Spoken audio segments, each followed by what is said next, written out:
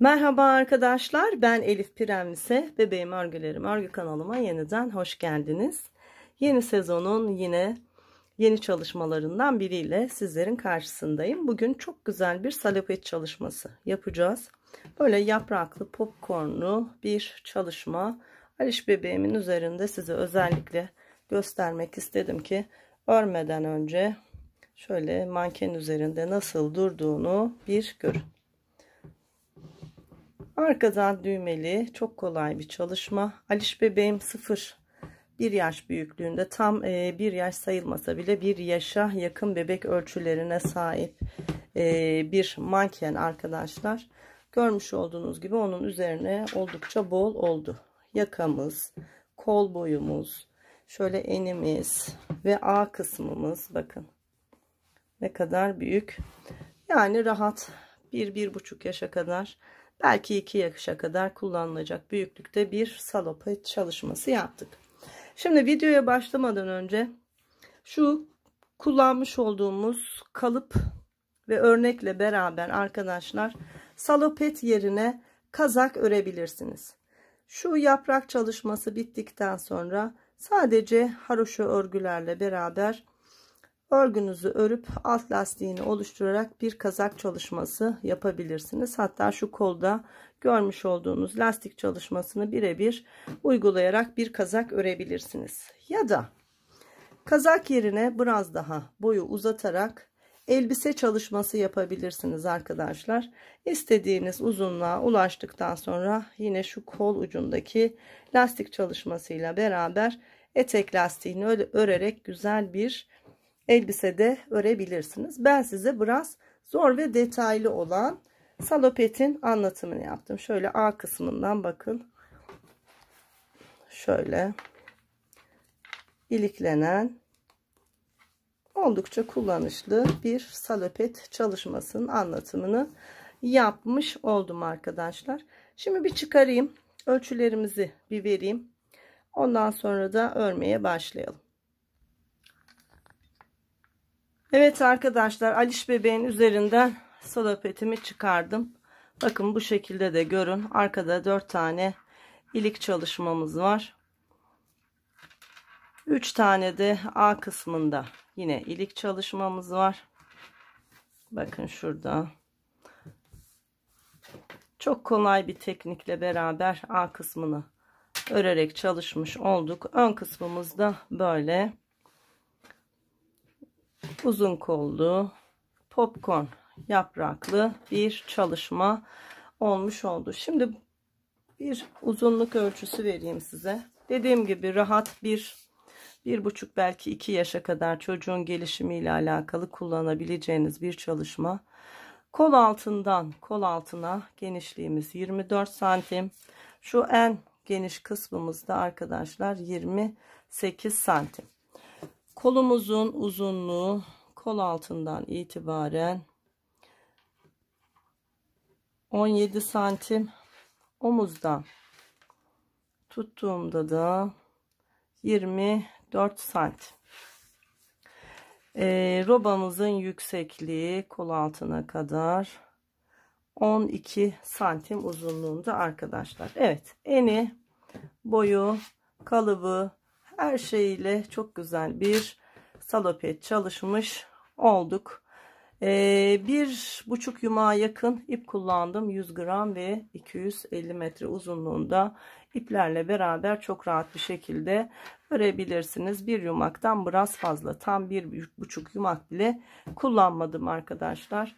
Şayet beğendiyseniz beğeni ve yorumlarınızı, o güzel yorumlarınızı ihmal etmeyin. Kanalıma henüz abone olmayan arkadaşlar varsa abonelikler ücretsizdir. Abonelik sırasında ya da sonrasında sizlerden ücret talep edilmez arkadaşlar. O yüzden gönül rahatlığıyla kanalıma abone olup bildirimleri şayet açarsanız benim yayınlamış olduğum her bir video düzenli olarak size bildirim olarak iletilecektir. Evet, hazırsak bu güzelliği örmeye başlayalım. Arkadaşlar, örgü modelimi Nako serisiyle öreceğim. Nako'nun Calico serisi. 100 gram ve 245 metre uzunluğunda pamuk içerikli ipleri tercih eden arkadaşların kullanabileceği bir örgü ipi. Çünkü içerisinde %50 pamuk var, %50 premium akrilit. Güzel bir renk tonumuz var. Renk numaram 10287. Şimdi bu ip biraz Nako Elite Baby'ye göre ince olduğu için arkadaşlar 3,5 milimetre örgü şişi kullanarak öreceğim. Siz Nako Elite Baby ve benzeri ipler kullanacaksanız 100 gram ve 250 metre uzunluğunda şöyle biraz daha tok ip kullanacaksanız, eliniz sıkıysa 4 numara, eliniz bolsa yine her zamanki gibi 3 milimetre örgü şişi kullanabilirsiniz. Evet, şöyle uzunca bir ip bırakarak klasik ilmek atma tekniğiyle beraber şişimize 65 ilmek atalım. Nasıl alışkınsanız, ilmek atma tekniğiniz nasılsa o şekilde atabilirsiniz. Çok sıkı olmamasına ilmeklerinizin dikkat edin. Burası örgümüzün yaka kısmı. Eğer bu başlangıcı sıkı yaparsanız dar bir yaka çalışmanız olur. O yüzden mümkün mertebe böyle orta sıklıkta ilmeklerinizi atın. Evet, 65 ilmeğimizi atalım ve başlayalım. Evet, 65 ilmeğimi şişime attım ve örgümüze başlıyoruz. Arkadaşlar, modelimiz çok kolay bir model. Hep haroşa örgü ve ön bedenimizde sadece küçük bir yaprak çalışması var. Bakın arkadaşlar, ip bırakmaya korkmayın. İpimi uzun bıraktım. Şimdi artan ipimi şöyle birkaç santim uzun bırakarak aldım. Bu ipi de ziyan etmeyeceğim. Bununla da düğmelerimi dikeceğim. Evet, şimdi haroşa örgülerle örgümüze başlıyoruz. Benim gibi haroşayı düz ören arkadaşlar önde ve arka sırada düz örgü olarak örgülerini örsünler. 2 sıra düz örgü, bir diş haroşa örgü oluyor biliyorsunuz.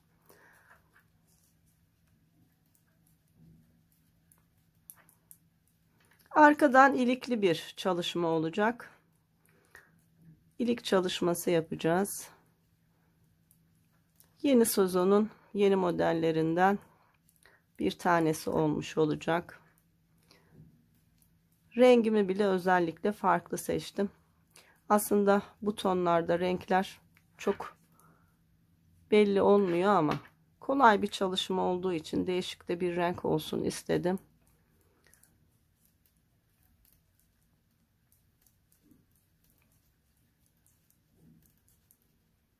Evet, önde ve arkada düz örgülerle beraber 2 diş haroşa boyunca örgümüzü örelim. Sonra ilk iliğimizi açarak devam edelim. Evet, 2 diş haroşa boyunca örgümü ördüm. Bakın, hem önde hem arkada 2 diş haroşa örgüm oldu. Şimdi ilk ilik çalışmasıyla beraber başlıyoruz arkadaşlar. İlk ilmeği boşaldım. İkinci ilmeği ve üçüncü ilmeği haroşa örgü olarak ördüm. Şişime ipimi doladım. Sıradaki 2 ilmeği birlikte örerek ilk ilik çalışmamı yapmış oldum. Ve sıra sonuna kadar yine haroşa örgülerle örgümü örüp sıramı tamamlıyorum.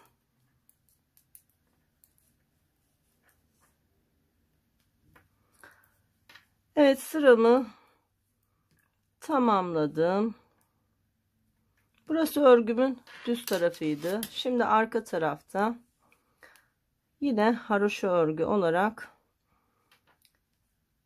örgümü örüyorum. Toplamda 3 diş boyunca haroşa örgü örmüş oluyoruz ve bir ilik açmış olduk arkadaşlar. Sıramızı tamamlayalım.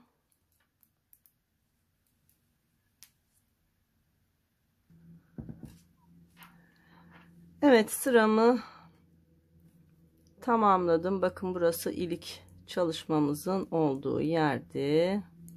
Arka sırada ördük, bitirdik. Bakın, iliğimiz burada ve tam 1 2 3 diş haroşa boyunca örgümüzü ördük. Şimdi arkadaşlar bir roba ayrımı yapacağız. Bir de şu ortada hem popcorn hem yaprak, yani yapraklı popcorn çalışacağız. Hemen başlayalım. Önce popcorn çalışmasıyla başlayacağız. Tam ön bedenin tam ortasında popcorn çalışacağız. 65 ilmeğimiz var. 33. ilmeği 34 evet 32 64 tam 33. ilmeğimize popcornu yapacağız. Yani 32 ilmek haroşa örüyoruz. 3 4 5 6 7 8 9 10 11 12 13 14 15 16 17 18 19 20 21 22 23 24 25 26 27 28 29 30 31 32. Şu ilmeğin haricinde 32 ilmek de diğer tarafta var. 32 32 64, ortadaki ilmeğimiz 65. Biz şimdi tam şu ortadaki ilmeğimize popcorn çalışacağız. Daha önce popcornlu modeller çalışmıştık. Tekrar gösteriyorum. Bakın 33. ilmeğime şişimi battım. Bir kez ördüm. Şişime ipimi doladım. Aynı ilmeğin içerisine battım. Bir kez daha ördüm. Bakın 3 tane ipim oldu. Bir kez daha battım ve bir kez daha ördüm. Toplamda 2 4 5 ilmeğimiz oldu. İstersek bunu 7'li popcorn da yapabiliriz. Daha büyük de yapabiliriz ama gerek yok. 5 tane bizim için yeterli. Geriye dönüyorum. Ters örgülerle önde düz ördük. Ters örgülerle bu 5 ilmeğimi örüyorum. Bir sırada artırarak 5 ilmeğe çıkardık. İkinci sırada ters örgülerle ördük. Şimdi üçüncü sırada ilk ilmeğimi boşaldım. Var olan 5 ilmeği düz örgü olarak ördüm. Üçüncü sıramız. Geriye döndüm. İlk ilmeği boşaldım. Diğer 4 ilmeği ters örgü olarak örüyorum. Şimdi 5. sıram. Yine ilk ilmeği boşaldım. Sıradaki 4 ilmeği düz örgü olarak ördüm. Son kez 6. sıramız. İlk ilmeği boşaldım. Ardından 4 ilmeği ters örgü olarak ördüm. Bakın şöyle bir popcorn. Evet arkadaşlar, bunu iki şekilde toparlayabiliriz. Birini şu 5 ilmeği bir seferde örüp tek ilmeğe düşürebiliriz ama o biraz zahmetli oluyor. Hiç öyle uğraşmaya gerek yok. Tığ yardımıyla bu örmüş olduğumuz 5 ilmeği şöyle zincir çekermiş gibi bakın tek bir ilmek haline getirip şişimize takıyoruz. Popcornumuz oluşmuş oldu. Şimdi 32 ilmeğimiz var. Bu var olan 32 ilmeğimizi de haroşa örgü olarak örüp sıramızı tamamlıyoruz. Arka sırada da ilmeklerimizin tamamını haroşa örgü olarak öreceğiz. Tekrar ön sıraya döndüğümüzde artık roba ayrımları ve yaprak çalışmamızın kurulumuna başlayacağız. Evet, 32 ilmeğimi örerek sıramı tamamlamış oldum. Şimdi arka sırada da yine haroşa örgüyle ilmeklerimizin tamamını örelim, sıramızı tamamlayalım.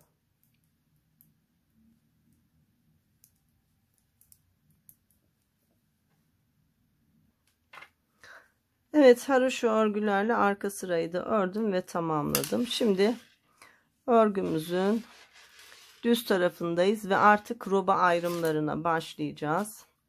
Şimdi şu arka kısmımız arkadaşlar, şöyle ilik düğme ile beraber arka kısımdan başlıyoruz. Burası arkanın sol tarafı, şurası da sağ tarafı. Şimdi arka bedenimizin sol tarafı için 10 ilmek haroşa örüyoruz. 2 3 4 5 6 7 8 9 10 ilmeğimi ördüm haroşa örgü olarak. Dolayarak artırma yapacağız. Şöyle şişime ipimi bir kez doluyorum. Roba ayrımları için de 2 ilmek haroşa örüyorum. Tekrar şişime ipimi doluyorum. Kolum için de 10 ilmek örüyorum. 1 2 3 4 5 6 7 8 9 10. Hemen şişime ipimi doluyorum. Roba ayrımı için 1 2 ilmek haroşa örüyorum. Şişime ipimi doluyorum. Şimdi burası ön bedenimiz arkadaşlar. Ön bedenimizde yaprak çalışmamızı yapacağız. Şimdi şişimize ipimizi doladıktan sonra 1 2 3 4 5 ilmek örüyoruz. Bakın şurada popcorn çalışmamın ilmeği var. Tam şurada. Onun öncesinde 1 2 3 tane ilmeğim var. Görüyor musunuz? Şimdi arkadaşlar şu 2 ilmeği, haroşa olan 2 ilmeği birlikte örerek önce bir kesim yapıyoruz. Ardından bir ilmek düz örgü örüyoruz. Ve bakın popcorn ilmeğim burada. Popcorn ilmeğimin öncesinde bir doluyorum. Sonra popcorn ilmeğimi düz örgü örüyorum. Tekrar şişime ipimi doluyorum. Ve tekrar bir ilmek düz örgü örüyorum. Burası bizim yaprak kurulumuz arkadaşlar. Şimdi sırada 2 tane haroşa ilmeğim var. Bu 2 ilmeği yine birlikte örerek kesiyoruz. Şurada yaptığımız artışları, ilmek artırmalarımızı haroşalardan keserek ilmeğimizi ayarlamış oluyoruz. Şimdi tekrar 1 2 3 4 5 ilmek haroşa örüyorum. Şişime ipimi doluyorum. Artık ön bedenim bitti. Koluma başladım. 1 2 ilmek haroşa örgümü roba ayrımım için örüyorum. Tekrar şişime ipimi doladım. İkinci kolum için 10 ilmek haroşa örüyorum. 2 3 4 5 6 7 8 9 10. Kolum bitti. Hemen bir kez doluyorum. Roba ayrımının 2 ilmeğini haroşa örüyorum.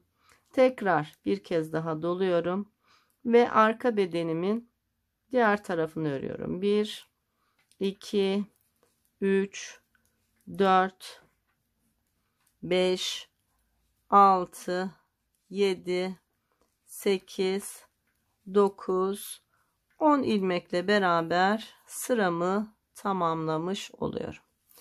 Örgümüzün arka tarafında var olan ilmeklerimizi yaprak çalışmamız hariç hepsini haroşa örgü örüyoruz. Başladığım sırayla haroşa örgümü örerek ilerliyorum. Şöyle bir iki sıra göstereceğim. Sonra hızlı bir şekilde devam edeceğiz. Bakın roba artış ilmeklerimi de haroşa örgü olarak örüyorum.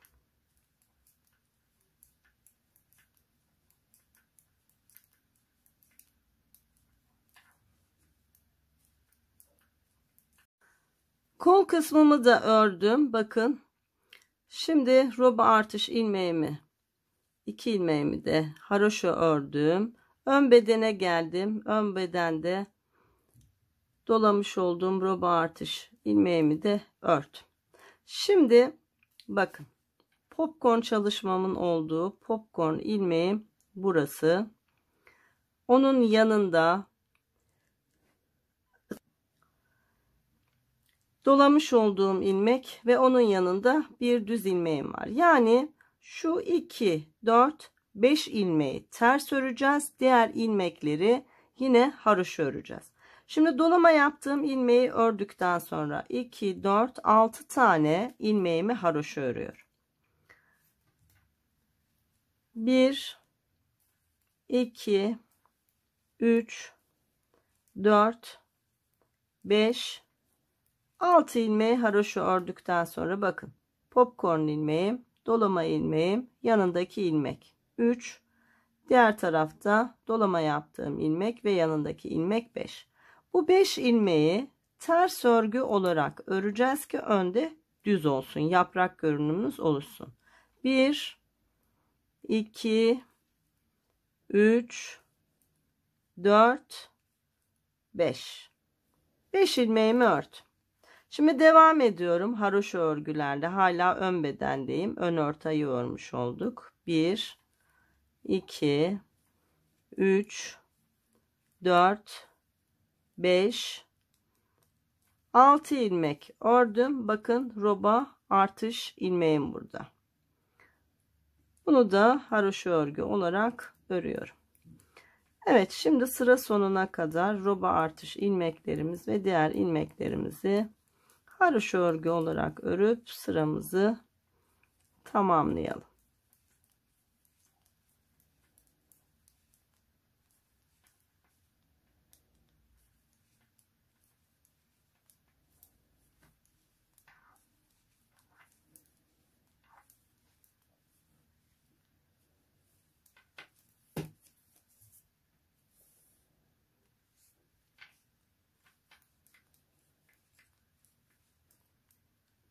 Evet, arka sırayı tamamladık. Yine ön bedendeyiz. Bakın arkadaşlar, yaprağımızın ilk yuvaları oluşmuş oldu. Şimdi birkaç sıra sonra daha da belirgin olacak. Yine haroşa örgülerle örgümüze başlıyoruz. Hep haroşa örgü öreceğiz. Yaprak çalışmamız hariç. 3, 4, 5, 6, 7, 8, 9, 10 ilmeğimi ördüm. Bakın bir önceki sırada artış yaptığım ilmeğimle beraber bu kez 11 ilmek oldu. Bakın yuvamız burada çok belirgin. Arada da roba artış ayrım ilmekleri var.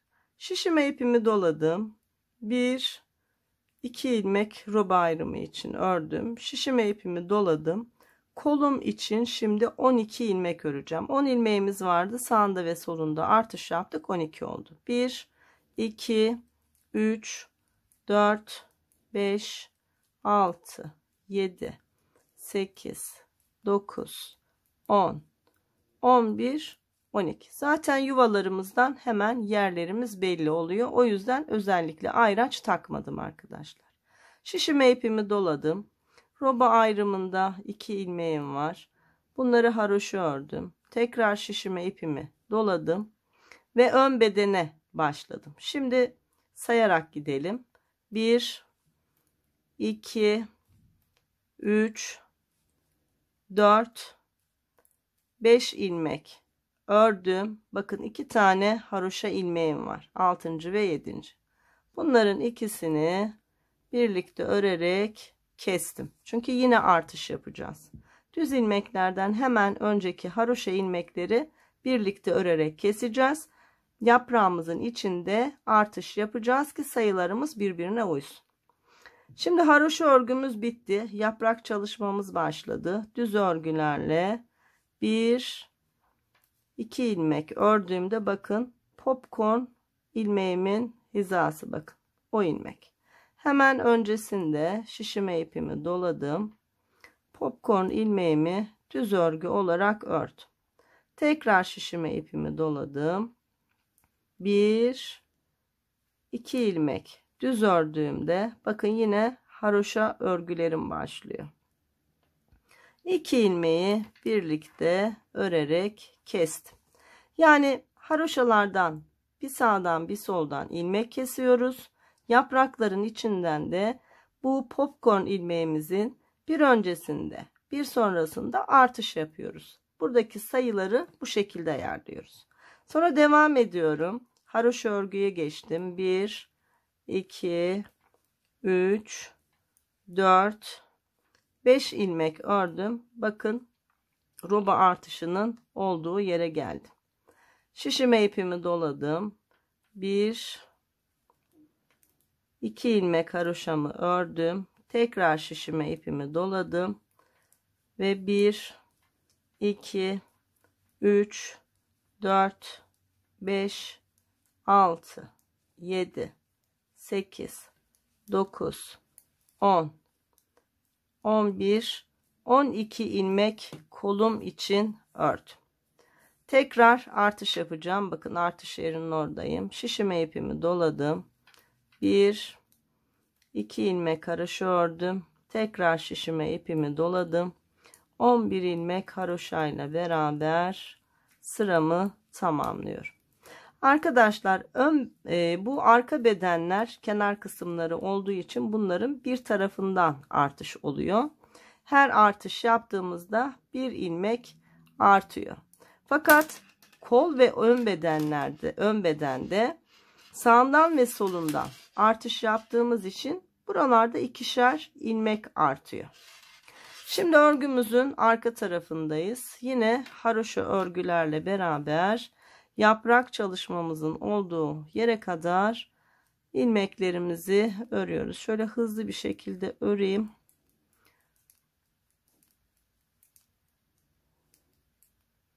Ön bedenin roba ayrımına kadar örelim. Ondan sonra yine sayıyla ilerleyelim ki aklınız karışmasın.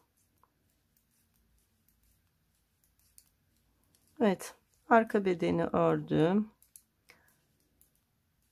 Kol ilmeklerimi ördüm. Bakın ön bedenin dolama yapmış olduğum artış ilmeğimi de ördüm. Şimdi tekrar bakalım. Bakın şurası yine popcorn ilmeğimiz. Bunun yanında artışımız var. Onun yanında 1 2 ilmeğimiz var. Şöyle çevirirsek zaten göreceksiniz. Bakın arkadaşlar. Popcorn ilmeğimiz ve onun yanında 3, diğer tarafta da 3 6 popcorn ilmeğimizle beraber 7 ilmeğimiz var. Bu 7 ilmeği ters olarak öreceğiz arkadaşlar. Oraya kadar 2 4 6 ilmeğimiz var haroşa. O 6 ilmeğimizi örüyoruz. Bakın 1 2 3 4 5 6 ilmek haroşadan sonra ipi kendime aldım. Ters örgüyle 1 2 3 4 5 6 7 ilmeği yaprak için ördüm. Şimdi devam ediyoruz artık sıra sonuna kadar hep haroşa örgülerle beraber örgümüzü örüp sıramızı tamamlayalım.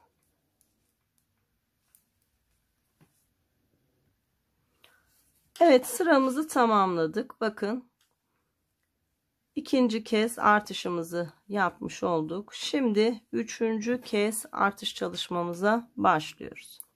Yine beraber yapalım. Sonra sadece yapraklı kısmı anlatacağım. İlk ilmeği boşaldım. Sıradaki 2, 3, 4, 5, 6, 7, 8, 9, 10, 11, 12 ilmeği haroşa örgü olarak ördüm. Bakın ne kadar belirgin oldu. Hemen bir dolama yaptım. Roba ayrımındaki 2 ilmeğimi haroşa örgü olarak ördüm. Tekrar şişime ipimi doladım ve kol bedenimi, kolumdaki ilmekleri örmeye başlıyorum. 1, 2, 3, 4, 5, 6, 7, 8, 9, 10, 11, 12, 13, 14 ilmek kolum için ördüm. Bakın yine çok belirgin. Roba artış yerine geldim. Şişime ipimi doladım. Roba ayrım ilmeklerimi haroşa örgü olarak ördüm. Şişime ipimi doladım ve yine arkadaşlar ön taraftayız. Bakın. Yine düz örgüden önceki 2 haroşa ilmeği örerek keseceğiz. Onun öncesinde 5 ilmek haroşa öreceğiz. Başlıyoruz. 1, 2, 3, 4, 5 ilmek haroşamı ördüm. Şimdi 6. haroşayı bakın. Bu 2 haroşayı birlikte örerek tamamlamış oldum. Kesmemizi yaptık. Şimdi düz örgülerle beraber yaprağımızı örüyoruz. 1, 2, 3 ilmek düz ördüğümde bakın popcorn ilmeğim burada. Hemen öncesinde şişime ipimi doladım. Popcorn ilmeğimi düz olarak ördüm. Tekrar şişime ipimi doladım ve 1, 2, 3 ilmeğimi düz örgü olarak ördüm. Yaprak çalışmam bitti. Şimdi haroşalara devam edeceğiz yine. Ne yapıyorduk? Sıradaki ilk 2 haroşayı birlikte örerek kesiyorduk. Buradaki artışları burada ve buradaki eksiltmeyle tamamlamış olduk. Ardından 1, 2, 3, 4, 5 ilmek haroşa ördüğümde bakın ön beden bitti. Roba ayrımına geldik. Şişime ipimi doladım. Roba ayrımının 2 ilmeğini ördüm. Şişime ipimi doladım ve kol ilmeklerimi örmeye başladım. 2, 3, 4, 5, 6, 7, 8, 9, 10, 11, 12, 13, 14 ilmek ördüğümde yine roba artışının olduğu yere geldim. Şişime ipimi doladım. 2 ilmeğimi haroşa ördüm. Şişime ipimi doladım.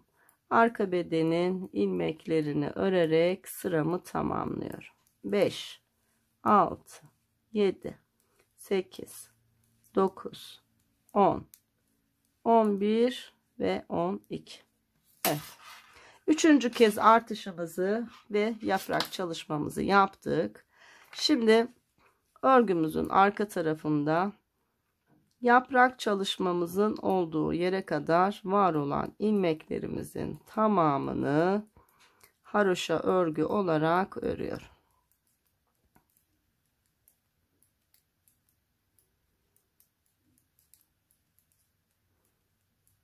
Evet.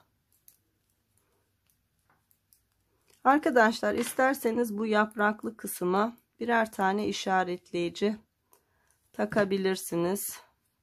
Aklınız şayet karışırsa. Ama popcorn ilmeği çok kolaylık. Onu hiza alarak hemen bulabiliyoruz. Evet, kollarım da bitti. Şimdi sayarak yine devam edelim. Bakın, artış yapmış olduğum ilmeğimi ördüm. Ardından haroşalarımı öreceğim. 1, 2, 3, 4, 5, 6 ilmek haroşa ördüğümde şu arada kalmış olan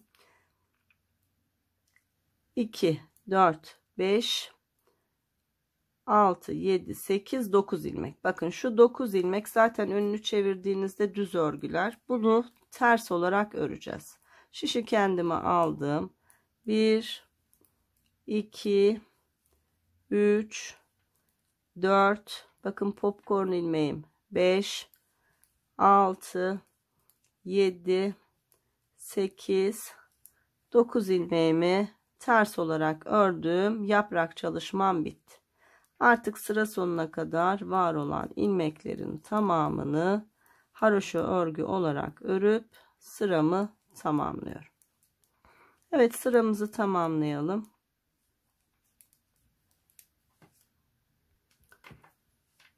Evet, haroşa örgülerle sıramı tamamladım. Tekrar ön sıradayız arkadaşlar. 3 kez artışımızı yapmış olduk ve ilk ilik çalışmamdan sonra 2, 4, 5 diş haroşa boyunca örgümüzü ördük. Şimdi ikinci bir ilik çalışması yapalım. 5 diş haroşa arayla iliklerimizi açacağız. İlk ilmeği boşaldım. Sıradakini ördüm 2, sıradakini ördüm 3. Şişime ipimi doladım. Sıradaki 2 ilmeği birlikte ördüm ve ilik çalışmamı tamamladım. Devam ediyorum. 2, 4, 6, 7, 8, 9, 10, 11, 12, 13 ilmek örmüş oldum. Bakın artış yerime geldim. Hemen belli. Bunu son kez gösteriyorum arkadaşlar. Hep bu şekilde artışlarımızı her düz sırada örgümüzün ön tarafında yapacağız. Arka sırada zaten haroşa örüyoruz. Son kez gösteriyorum. Roba ayrım ilmeklerimi ördüm. Şişime ipimi doladım. Kolumdaki ilmekleri örüyorum. 2, 3, 4, 5, 6, 7, 8, 9, 10, 11, 12, 13, 14, 15, 16 ilmek ördüğümde bakın artış yerime geldim. Şişime ipimi doladım. Roba ayrımının 2 ilmeğini ördüm. Şişime ipimi doladım. Şimdi ön bedendeyiz. Yaprak çalışmamıza başlayacağız. Sayıyorum. 1, 2, 3, 4, 5 ilmek haroşamı ördüm. Bakın 2 ilmek haroşa örgüm daha var. Ne yapıyorduk? Bu ikisini birlikte örerek bir ilmeğe düşürüp kesiyorduk. Şimdi yaprak çalışmamız var arkadaşlar. Düz örgülerle 1, 2, 3, 4 ilmek ördüğümde bakın popcorn ilmeğim. Şişime ipimi doladım. Popcorn ilmeğimi ördüm. Tekrar şişime ipimi doladım. Yine düz örgülerle 1, 2, 3, 4 ilmek ördüm. Toplamda bakın 2, 4, 6, pardon.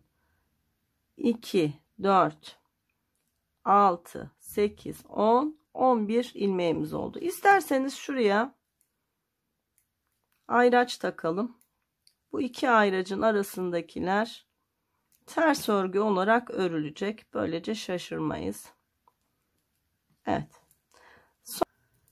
Evet, yaprak çalışmamız bitti. Haroşa çalışmamız var. Ne yapıyorduk? Burada da ilk 2 ilmek haroşayı birlikte örerek bir kesim yapıyorduk. Sonra devam ediyorduk. 1, 2, 3, 4, 5 ilmek haroşa ördüğümde bakın roba ayrımının olduğu yere geldim. Şişime ipimi doladım. Roba ayrım ilmeklerimi ördüm. 2 ilmek. Tekrar şişime ipimi doladım. Kolumu örmeye başladım. 1, 2, 3, 4, 5, 6, 7, 8, 9, 10, 11, 12, 13, 14, 15, 16 ilmek ördüğümde kolum bitti. Roba ayrımına geldim. Şişime ipimi doladım. Aradaki 2 ilmeği ördüm. Tekrar şişime ipimi doladım ve arka bedenin diğer tarafını örerek sıramı tamamlıyorum. Evet arkadaşlar, bundan sonra sadece yaprağı anlatacağım. Ön bedenlerde ön tarafta örerken, örgümüzün düz tarafını örerken roba artışlarımızı yapacağız. Arkada zaten var olan ilmeklerin tamamını haroşa öreceğiz. Sadece yapraklı kısımları ters örgü öreceğiz. Şimdi şu ayrıcın olduğu yere kadar haroşamızı örelim. Evet, tam 43 ilmek örerek şu ayraçların olduğu yere kadar geldim. Şimdi burada yaprak çalışmamız var. Örgümüzün ters tarafı olduğu için bu aradaki ilmeklerimizi ters örgü örüyoruz. 1, 2, 3, 4, 5, 6, 7, 8, 9, 10, 11 ilmeğimi ters örgü olarak ördüm. Şu ayracımı yine şişime aldım ve tekrar haroşa örgülerle beraber var olan ilmeklerimi örüp sıramı tamamlıyorum. Tamamlayalım arkadaşlar sıramızı.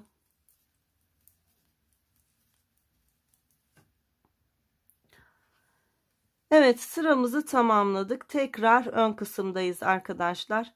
Şimdi şu ayracımızın olduğu yere kadar artışlarımızı yaparak gelelim. Sonra yaprak kısmında devam edelim. Evet, artışlarımı yaparak bakın yaprağımın olduğu yere kadar geldim. Görüyor musunuz? Haroşa örgülerim bitti. Şimdi yaprak çalışmam var. Artık yaprağımda artış yapmıyorum. Bu bizim için yeterli bir genişlik. Artık yaprağımı böyle küçülterek bitireceğim. Şimdi burada kesme yapacağız. O yüzden artış yaparken buralarda kestik ya arkadaşlar. Şimdi burada kesme yaptığımız için buralarda da artış yapmamız lazım. Yani bildiğiniz bir şekilde artış yapabilirsiniz. Şöyle gizli artış olacak şekilde ben şişime ipimi doladım. Ardından geliyorum düz örgülerle 1, 2, 3, 4 ilmek ört. Bakın tam popcorn ilmeğim şu ortadaki ilmek ve sağında solunda birer ilmek var. Şimdi bu 3 ilmeği birlikte keseceğiz. Bu 3 ilmeği düzgün bir şekilde birlikte kesebilmemiz için şu popcorn ilmeğimin oradan şöyle 2 ilmeğin arasına giriyorum. Ardından yönünü değiştiriyorum. Bakın şu ilmeğimin ön tarafta olması lazım ki düzgün bir kesim olsun arkadaşlar. Hatta şunun da yönünü değiştireyim. Yönü ters. Şimdi bu 3 ilmeği birlikte düz örgü olarak öreceğiz. Yani 2 ilmeği birden kesmiş olacağız. Bakın gördünüz mü? İlmeğin yerini değiştirdiğimiz için şu ortadaki ilmeğimiz hep böyle düz bir şekilde devam ediyor. Şimdi geliyoruz. 1, 2, 3, 4 ilmek düz ördüm. Şu ayracı da çıkartalım artık. Çok belirgin oldu. Şimdi burada 2 ilmek kestik. Birini bu taraftan artırdık ya. Diğerini de diğer taraftan artırmamız lazım. Yine alışa geldiğiniz şekilde bir ilmek artırın. Ardından 1, 2, 3, 4, 5, 6, 7 ilmek ördüğünüzde ön bedenimiz bitmiş oluyor. Bakın roba artış yeri. Roba artışlarını daha göstermeyeceğimi söylemiştim. Öğrendik artık. Daha uzatmaya gerek yok. Roba artışımızı yapalım arkadaşlar. Yine arka sırada yaprak çalışmamızın orada örmeye devam edelim. Şimdi ön sırayı bitirelim. Arka sırada da yaprağa kadar ilmeklerimizi örüp gelelim.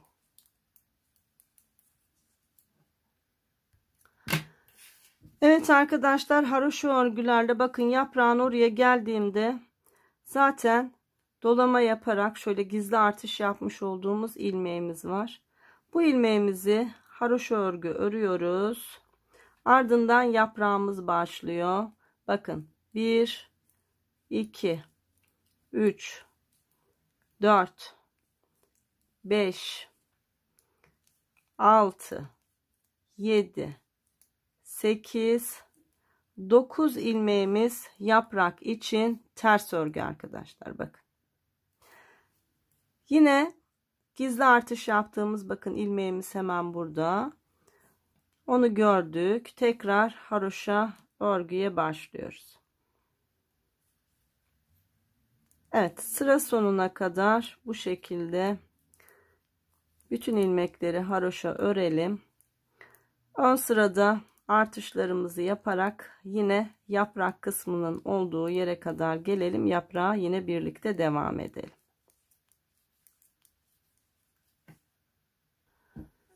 Evet, artış yaparak geldim. Ön bedendeyim. Bakın son ilmek ayrımının bu iki ilmeğini ördükten sonra şişime ipimi doladım ve haroşa örgülerle ön bedeni örmeye başladım. 1, 2, 3, 4, 5, 6, 7, 8, 9 ilmek ördüm. Bakın düz ilmeklerim başladı. Yaprak ilmeklerim başladı. Ne yapıyoruz? Hemen öncesinde bir gizli artış yapıyoruz.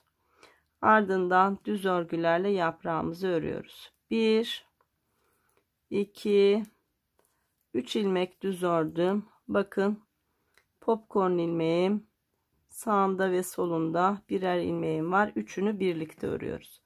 Ne yapıyorduk? Şu ilmeklerin yerini değiştiriyorduk. Arkadan battığımızda yeri değişiyor. Benim şu ilmeğim de ters oluyor. Onun da yerini değiştirdim. Yönünü değiştirdim daha doğrusu. Sonra bu 3 ilmeği birlikte düz örgü olarak ördüm. Bakın ne kadar düzgün. Ardından düz örgülerle 1, 2, 3 ilmek daha ördüğümde bakın yaprağım bitmiş oldu. Haroşalarım başladı. Bir gizli artışla haroşa örgüye başladım. Ön bedeni haroşalarını örerek tamamladım ve artık artışlarım var. Bir dola, 2 düz, 2 haroşa ör, bir dola ve devam et. Evet, kol artışımızı da yapıp sıramızı tamamlayalım. Arka sırada yine yaprağa kadar olan kısımları haroşa örelim. Bir kez daha göstereyim. Yaprak kısımlarının ilmeklerini ters örgü öreceğiz. Aklınız karışabilir diye düşündüğüm için orayı tekrar göstereceğim. Şimdi sıramızı tamamlayalım. Artışlarımızı yapalım. Sonra arka sırada haroşa örgülerle beraber yaprak kısmımıza kadar ilmeklerimizi örelim. Birlikte devam edelim. Evet, haroşa örgülerle örgümün arka tarafını ördüm. Bakın yaprağımdan hemen önce gizli artırma ilmeğim var. Son olarak haroşa ilmeğim bu. Bunu da ördüm. Ardından ipi kendime aldım. 1, 2, 3, 4, 5, 6, 7 ilmeği ters olarak ördüm. Yaprağım bitti. Bakın gizli artış yaptığım ilmeğim burada. Ve tekrar haroşa örgülerle sıramı tamamlıyorum. Sıramızı tamamlayalım arkadaşlar. Ön sırada yine artışlarımızı yaparak yaprak kısmımıza kadar örelim. Sonra yaprağımızda yine birlikte devam edelim.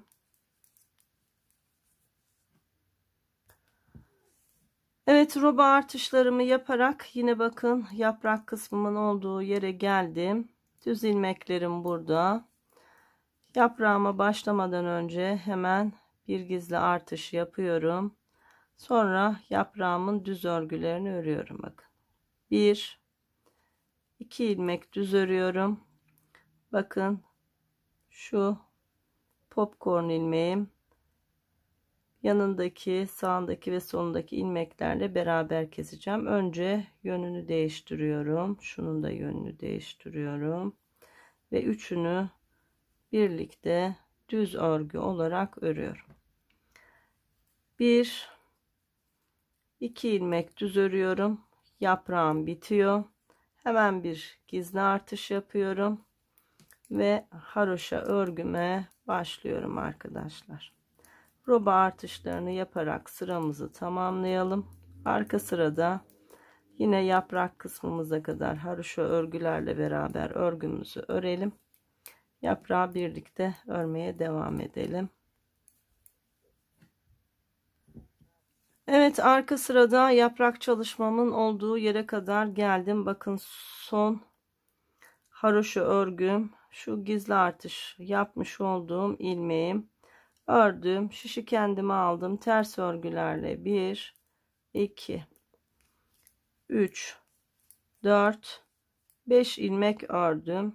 Yine haroşa örgüye geçiyorum. Bakın dolama yapmış olduğum gizli ilmeğim, bununla başladım ve haroşa örgülerle sıramı tamamlıyorum. Sıramızı tamamlayalım. Ön sırada yine artışları yaparak yaprak çalışmasının oraya kadar gelelim arkadaşlar. Evet arkadaşlar, artışlarımı yaparak geldim. Şimdi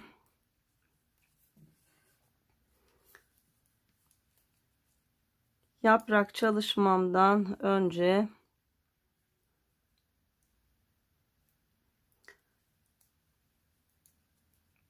bakın 2 4 5 ilmeğim var yaprak çalışmam için. Öncesinde bir gizli artış yaptım.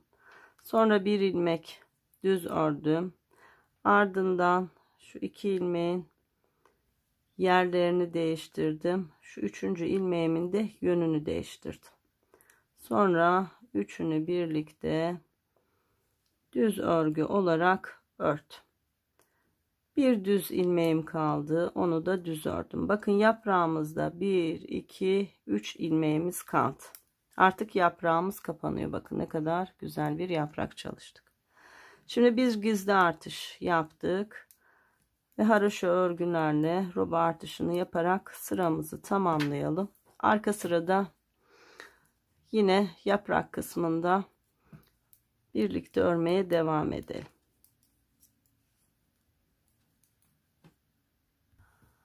Evet, arka sırada haroşa örgülerle geldim. Bakın son haroşa ilmeğim, gizli artış yaptığım ilmeğim.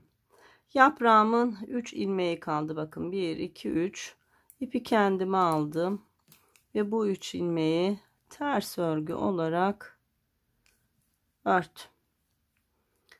Bakın yine haroşa ilmeklerim başlıyor ve gizli artış ilmeğimden başlıyor. Şimdi sıra sonuna kadar var olan ilmekleri haroşa örgü örelim. Arkadaşlar 3. ilik sıramız geldi. 3. iliği de yine birlikte açalım. Sıramızı bir tamamlayalım. İlik çalışmasıyla devam edelim.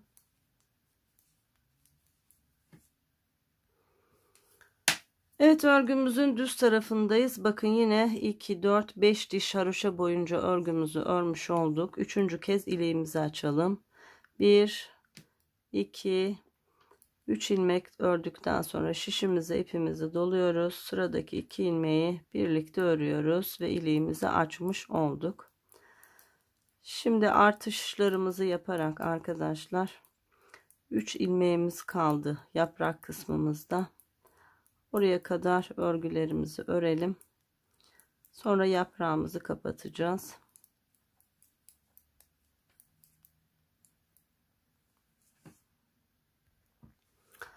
Arkadaşlar roba artışları yaparak bakın yaprağın 3 ilmeğinin olduğu yere geldim. Bir gizli artış yaptım. Artık son 3 ilmeğim.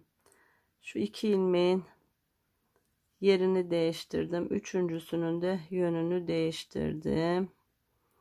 Ve üçünü birlikte ördüm ve bakın yaprağımız artık bitti arkadaşlar. Şimdi son kez bir gizli artış yaptım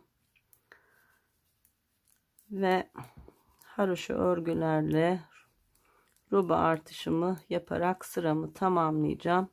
Arka sırada var olan ilmeklerimizin tamamını haroşa örgü örüyoruz arkadaşlar. Artık yaprağımız bitti.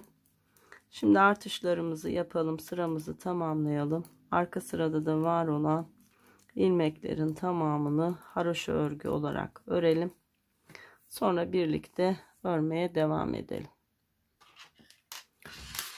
Evet arkadaşlar, bakın ilk yaprak çalışmamız bitti. Şimdi bu yaprağın sağına ve soluna tekrar yaprak çalışması yapacağız arkadaşlar. Yine roba artışlarını yaparak ön bedene kadar örgümüzü şuraya kadar bir örelim. Sonra kuruluma devam edelim. Evet arkadaşlar, artışlarımı yaparak ön bedene kadar geldim. Şimdi ön bedende bakın roba ayrımından sonra bir artış yaptım ve ön bedende haroşa örgülerime başlıyorum. 1 2 3 4 5 6 7. Şimdi bir kontrol edelim. Şurası bizim yaprağımızın bittiği yer. 2 4 6 8 9 ilmek bırakalım arkadaşlar. Şöyle bir daha sayayım. 2 4 6 8 9. Aynen 9 ilmek bırakalım. Şimdi artış yaptık ya. Bakın artış yaptığım ilmeğim burada. Doladığım ilmek. Ardından 2 4 6 7 ilmek ördüm. 8. ilmeğim burada. Şu yaprağımın popcorn ilmeğimin olduğu ilmekten sonra sayıyorum. 2 4 6 8 9. Evet. 10. ilmeğe popcorn yapacağız. Şimdi yaprak çalışmasının aynısını yapacağız arkadaşlar. Ne yapıyorduk? Aynı ilmeği örüyorduk, doluyorduk, tekrar örüyorduk, tekrar doluyorduk ve tekrar örüyorduk. Bir ilmekten 5 ilmek çıkarttık. Bu birinci sıramızdı. İlk ilmeği boş aldım. Sonra bu 5 ilmeği ters örgü olarak ikinci sırada ördüm. Üçüncü sırada yine ilk ilmeği boş alarak 5 ilmeği düz olarak ördüm. Dördüncü sıramız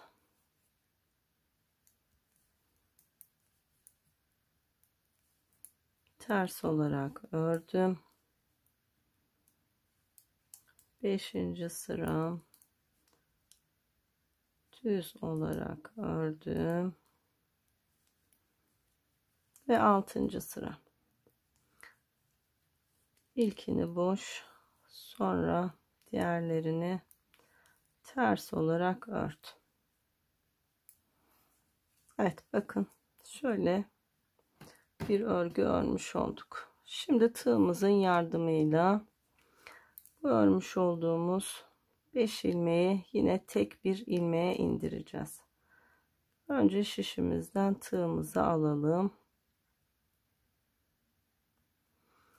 Ardından hepsini örüp tek bir ilmeğe düşürüp şişimize takalım. Şurada yaptığımız şeyin aynısını yaptık arkadaşlar. Devam ediyoruz. Şimdi 1 2 3 4 5 6 7 8 9 ilmek ördük. Şu yaprağımızın popcornumuzun ilmeğinin olduğu yere kadar. Bunu da örüyoruz 10. Tekrar 9 daha öreceğiz. Aynı hizaya ikinci popcornu yapacağız.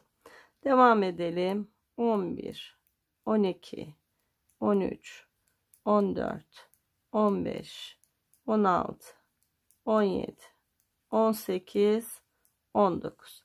Bakın burada 2, 4, 6, 7 ilmek var. Artış öncesi. 2, 4, 6, 7 ilmek var. Artış öncesi. Şimdi ikinci popcornumu hemen şu ilmeğe yapıyorum. Yani 19 ilmek ördük. 20. ilmeğe. Bir kere ördüm. Şişime ipimi doladım. Bir kez daha ördüm. Tekrar şişime ipimi doladım. Ve bir kez daha ördüm. Arka sırada ilk ilmekleri boş alalım. Diğer ilmekleri ters olarak ördüm. 2. Ön sırada düz olarak örüyorum. 3. Dördüncü sıra ters örgü.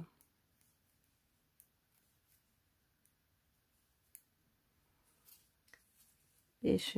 sıram düz.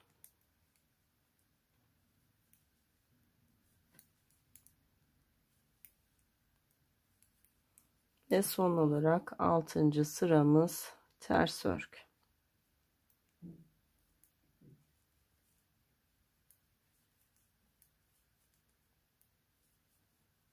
Evet. Yine tığımızı alalım, ilmeklerimizi.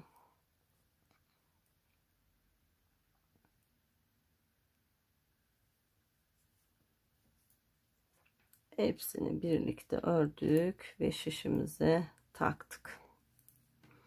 Evet, ikinci yaprak yerlerimiz belli oldu arkadaşlar. Şimdi roba artışlarını yaparak sıramızı devam edelim. Arka sırada yine var olan ilmeklerin tamamını haroşa örgü olarak örelim. Sonra şu popcornların olduğu yere kadar ön sırada yine artışlarımızı yapalım, gelelim. Yaprak kurulumunu tekrar göstereceğim. Sonra zaten aynısının tekrarı olacak arkadaşlar. Evet arkadaşlar, artışlarımı yapa yapa geldim. Şimdiye kadar kaç kere artırmışız onu da söyleyeyim. Bakın şu boşlukları saydığımızda bulabiliriz. 1, 2, 3, 4, 5, 6, 7, 8, 9, 10. Bu sırayla 11. kez artışımızı yapmış oluyoruz. Şimdi kolun artışını bitirdim. Roba ayrımının 2 ilmeğini ördüm. Tekrar roba artışı yaptım. Şimdi bakın arkadaşlar. Şu popcorn çalışmamızın şu 3 ilmeği yaprak çalışması olacak. Onun öncesindeki şu 2 ilmeği birlikte keseceğiz. Burada artış yapacağız. Burada keseceğiz. O yüzden 2, 4, 5 ilmek haroşa örüyorum. İpime, şişime ipimi doladım. Artışımı yaptım. 1, 2, 3, 4, 5 ilmek haroşamı ördüm. Bakın popcorn ilmeğim burada. Bunun sağında ve solundaki ilmekler yaprak ilmeklerimin başlangıcı. O yüzden şu 5 haroşadan sonra 6. ve 7. haroşayı birlikte örerek kestim. Sonra yaprağa başladım. Bir düz ilmek ördüm. Bir doladım. Popcorn ilmeğim, tam orta ilmeğim. Bunu düz olarak ördüm. Sonra tekrar şişime ipimi doladım ve yanındaki ilmeği düz ördüm.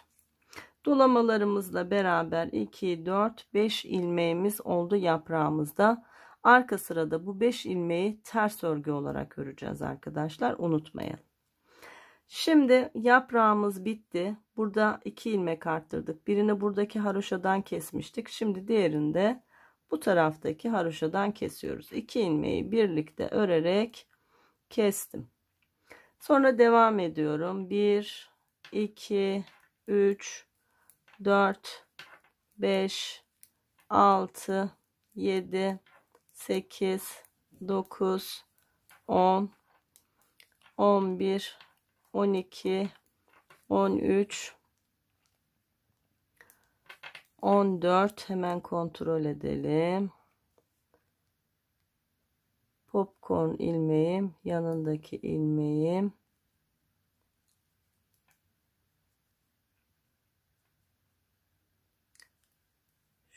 13 tane örüyoruz arkadaşlar. Hemen sayayım. İkisini birlikte ördükten sonra haroşamı 2, 4, 6, 8, 10, 12, tam 13 ilmek ördüğümüzde bakın. İkinci popcorn çalışmamın ilmeği burada. Sağında ve solundaki ilmekler yaprak ilmeklerim. Öncesinde 2 ilmek haroşam var. Bu 2 ilmek haroşayı birlikte örerek kesimimi yaptım. Sonra yaprağa başlıyorum. 1 ilmek düz ördüm. Şişime ipimi doladım. Popcorn ilmeğimi ördüm. Tekrar şişime ipimi doladım. Yanındaki ilmeği düz ördüm. Şu görmüş olduğunuz 2, 4, 5 ilmeğimiz yaprak ilmeklerimiz. Bunu da yine örgümüzün arka sırasında ters olarak öreceğiz. Şimdi ikinci kesmeyi bu taraftan yapacağız. 2 ilmek haroşanın ikisini birlikte örerek 1 ilmek eksilttim. Sonra 1, 2, 3, 4, 5 ilmek haroşa ördüğümde bakın roba artış yerine geldim. Artışlarımızı yaparak sıramızı tamamlıyoruz. Arkadaşlar 5 diş haroşa arayla ilik açmayı unutmayalım. Örgümüzün ön tarafında roba artışlarını yapmayı unutmayalım. Artık bir önceki yaprak çalışmasının birebir aynısı örülecek. Videomuz çok uzadı. Daha fazla uzatmak istemiyorum. Aynı şekilde her iki yaprağı da roba artışlarımızı yaparak örmeye devam edelim. Robamız istediğimiz uzunluğa gelince artık artışları bitireceğiz. Sadece model çalışmasıyla devam edeceğiz arkadaşlar. Şimdi yapraklarımızı bir miktar örelim. Sonra yine birlikte devam edelim. Şöyle sıramı bir tamamlayayım. Bütününü bir görün. Ne yaptığımızı bir görün arkadaşlar. Bakın.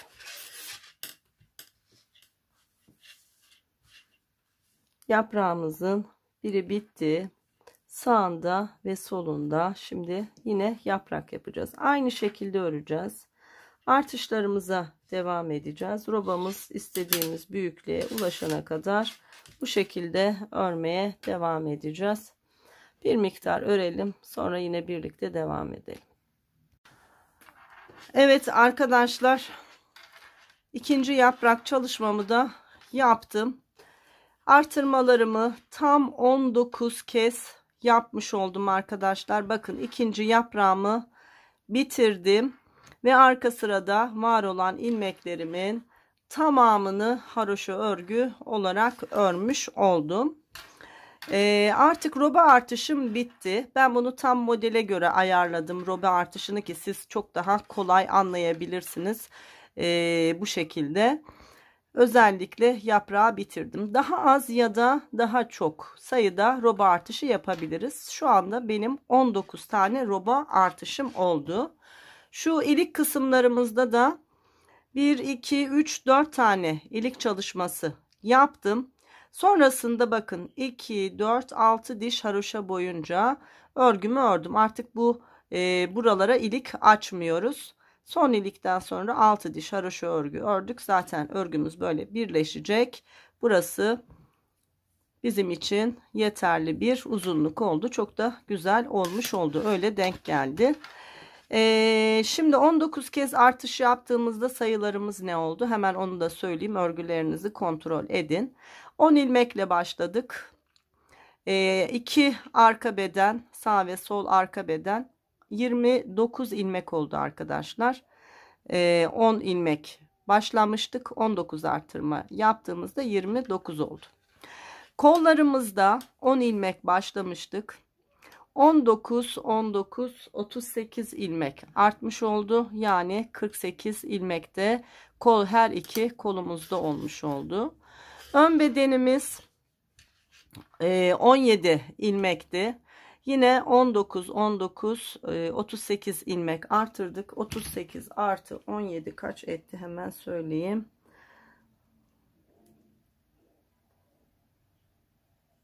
55 ilmek olması lazım. Bir daha kontrol edeyim. 38 artı 17 eşittir 55. Evet, 55 ilmekte önlerimiz olmuş oldu. 2, 4, 6, 8 ilmekte roba ayrım ilmeklerimiz. Bu şekilde robayı ben bitirmiş oluyorum arkadaşlar. Şimdi normalde bu modelde alt kısmı dönerek örmemiz lazım ama birçok arkadaşım bu konuda zorlanıyor. Misinalı iple dönerek örmek zor geliyor. O yüzden size çok kolay bir şekilde sadece yandan dikişli olarak çalışmayı anlatacağım. O yüzden şu ipimiz var ya, en son arka sırada haroşa örgülerle ördüm, geldim sıra sonuna.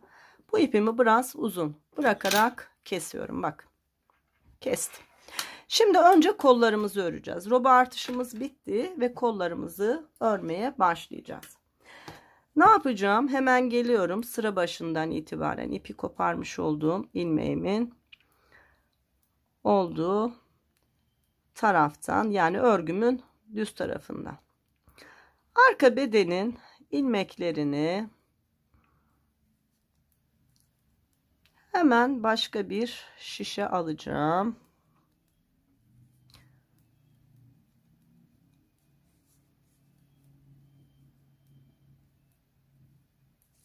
Bakın, roba ayrımının olduğu yere geldim. Şurada roba artışlarını yaptığımız 2 ilmek var.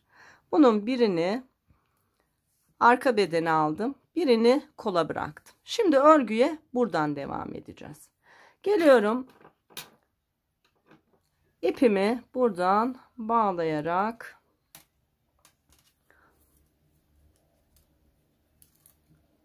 kolumu örmeye başlıyorum. Bakın, roba artışının bir ilmeği burada, biri arka bedende. Hemen başlayalım. Haroşa örgülerle kolumuzu öreceğiz. Şu başlangıç ipimizi de şöyle şuradan düğümleyip örgümün arasında yürüterek gizleyeceğim. Bakın, 2, 3, 4, 5, 6, 7, 8, 9, 10, 11, 12, 13, 14, 15, 16, 17,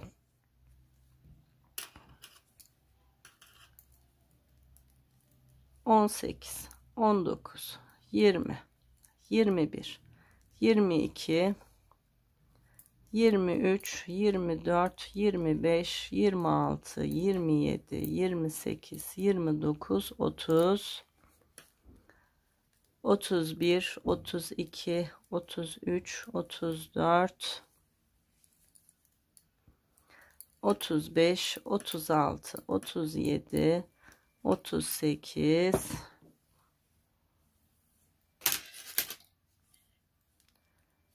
39, 40, 41, 42, 43, 44, 45, 46, 47, 48, 49.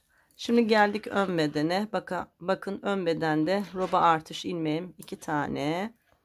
Bunun yine birini kola ilave ettiğimde tam 50 ilmek oldu.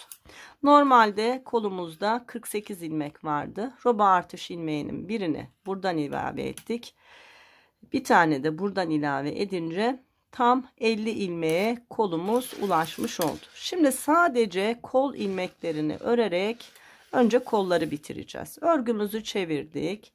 Arka tarafında yine var olan 50 ilmeğimi haroşa örgü olarak örüyorum.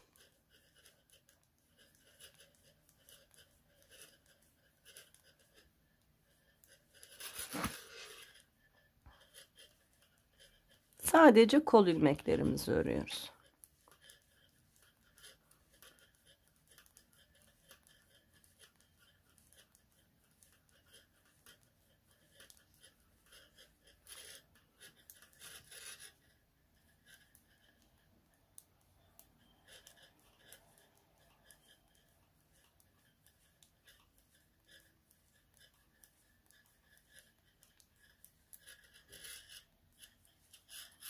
Evet, bir sıra önde ördüm. Şimdi bir sırada arkada ördüm. Kol çalışmamı yani bir diş haroşa boyunca örmüş oldum arkadaşlar. Bakın. Şurası kolumuz. Bir diş haroşa boyunca ördüm. Hemen buraya bir işaretleyici takalım. Sayarken bize kolaylık olsun. Şöyle taktığımda bakın ilk diş haroşamız oldu. Şimdi bu şekilde var olan 50 ilmekle kolumuzu haroşa örgülerle bir miktar örelim. Sonra yine birlikte devam edelim. Evet arkadaşlar, var olan 50 ilmeğimle beraber kolumu örmeye başlamıştım. Bakın işaretleyiciden sonra saydığımda 2, 4, 6, 7 diş haroşa boyunca örgümü ördüm. Şimdi kollarımızı biraz böyle daraltarak örmeye devam edeceğiz. O yüzden ara ara kesim çalışması yapacağız. İlk kesimimizi de bu 7 diş haroşa örgüden sonra yapacağız. Çok kolaydır. Hemen şu ilk ilmeği boş alıyorum. Hemen yanındaki 2 ilmeği birlikte örerek bir ilmek eksiltiyorum. 49 ilmeğim kaldı. 50 ilmeğimiz vardı. Sıra sonunda 3 ilmek kalana kadar var olan ilmeklerimi örüyorum. Şöyle hızlı bir şekilde öreyim.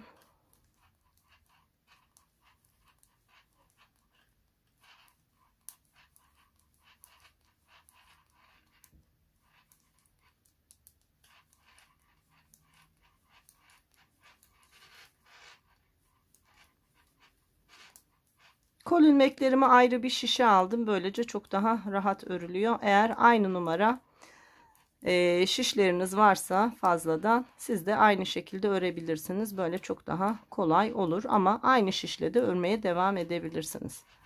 Nasıl arzu ederseniz. Evet, şimdi bakın sıra sonunda 3 ilmeğim kaldı. Aynı kesimi buraya yapıyorum. 2 ilmeği birlikte ördüm. Sonra son ilmeğimi ördüm. Şimdi 48 ilmeğim kalmış oldu. Geriye dönelim.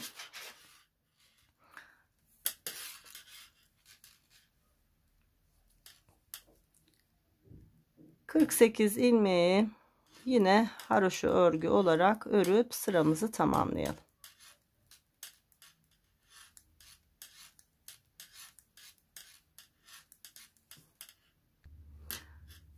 Evet, arka sırada da 48 ilmeğimi örerek sıramı tamamladım. Şimdi işaretleyici takacağım. O yüzden şöyle birkaç ilmek önce öreyim.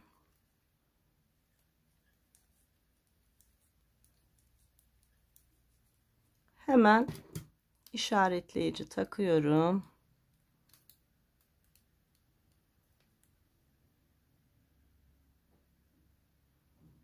Örgümün arka tarafından tekrar ördüğümde ilk diş haroşa örgümü elde etmiş olacağım. Bu şekilde hiç şaşırmadan kolayca ilerleyeceğiz. Siz de benim yaptığım gibi yapın. Bakın tam ilmek hizasına taktım. Dönüşte burada bir diş haroşa olacak. Benzeri şekilde kesim yapmaya devam edeceğim ama bir kez gösterdim şurada nasıl kesim yaptığımı. Kolu ördükten sonra kaç diş haroşa arayla kaç kez kestiğimi size söyleyeceğim. Sonra kol ucunda küçük bir lastik çalışmamız var. Kol lastiği ile birlikte örgümüzü, kolumuzu tamamlamış olacağız. Şimdi bu şekilde ben örerek ve keserek işaretleyicimi de takarak devam edeyim. Bitirdiğimde tekrar görüşelim. Arkadaşlar, kesimlerimi yaparak kolumu istediğim uzunluğa kadar uzattım. Şimdi ne yapmıştık? 50 ilmeğimiz vardı. İlk kesimi beraber yapmıştık. Sonra işaretleyici takmıştık.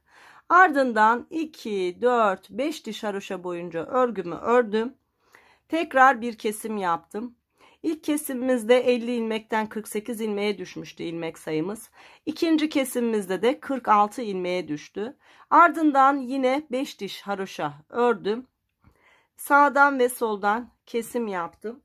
Sonra tekrar bir 5 diş haroşa örgü ördüm ve yine sağından ve solundan bir ilmek kesim yaptım. En son kesim yaptıktan sonra bakın 1-2 diş haroşa boyunca örgümü ördüm. Şimdi kaç sıra ördük hemen söyleyeyim. Bakın, işaretleyici taktığım yerden sonra kol örgüme başlamıştım. 2, 4, 6, 8, 10, 12, 14, 16, 18, 20, 22, 24, 26, tam 28 diş haroşa boyunca örgümü örmüş oldum. Şu anda şişimde 42 ilmeğim kaldı. 50 ilmeğimiz vardı. Kestik, 48 oldu. 46, 44 ve 42. 42 ilmeğimle beraber artık kol lastiğimi örmeye başladım. Kol lastiğimiz tekli lastik arkadaşlar. Yani bir düz bir ters örgüyle örülen lastik, tekli lastik. Başlangıç ve sonda bakın, başlarken 2 düzle başladım. Çünkü bir tanesi dikişe girecek. Düzgün bir dikiş olabilmesi için 2 düzle başladım. Ardından bir düz bir ters, bir düz bir ters tekli lastiğimi ördüm. Arka sırada da yine aynı şekilde terslerin üzerine ters, düzlerin üzerine ters ördüm. Toplamda 2 sıra lastik örgü ördüm. Şimdi modelin kol kısmında popcorn çalışması var. Tıpkı şu yapraklarımızın başlangıcında yapmış olduğumuz çalışma var. Şimdi onu hep birlikte yapalım. Hem lastik örgüye devam edeceğiz, hem de popcorn çalışması yapacağız. Şimdi ilk ilmeği de örerek alıyoruz. Lastiklerimizin dikişinin düzgün olabilmesi için öyle yapıyoruz. İlk 2 ilmeği düz örgü. 2 düzden sonra bir düz, bir ters, bir düz ve bir ters örgü örüyorum. Bakın, toplamda 5 ilmek ördüm. 2 düz, bir ters, bir düz, bir ters. Şimdi 6. ilmeğim düz ilmek. Burada popcorn çalışması yapacağız. Ne yapıyorduk? Bir kez örüyorduk. İlmeğimizi şişten çıkarmıyoruz. Şişimize ipimizi doluyorduk. Bir kez daha örüyorduk. 3 ilmeğimiz oldu. Tekrar şişimize ipimizi doluyoruz ve bir kez daha ördüğümüzde 5 tane ilmek çıkarmış oluyorduk bir ilmekten. Şimdi arka sırada ilk ilmeği boş alıp diğer 4 ilmeği ters örgü olarak örüp sıramı tamamlıyorum.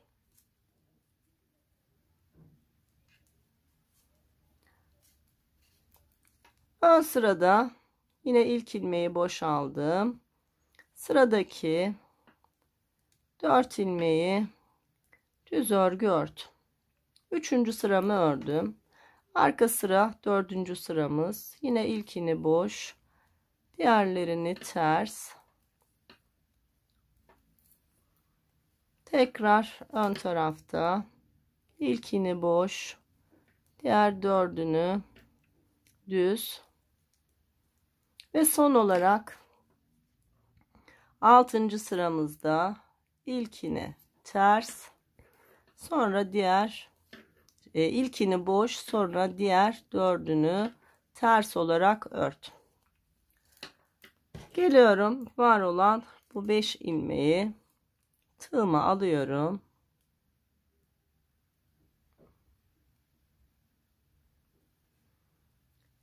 Ardından hepsini birlikte örerek sağ şişime takıyorum.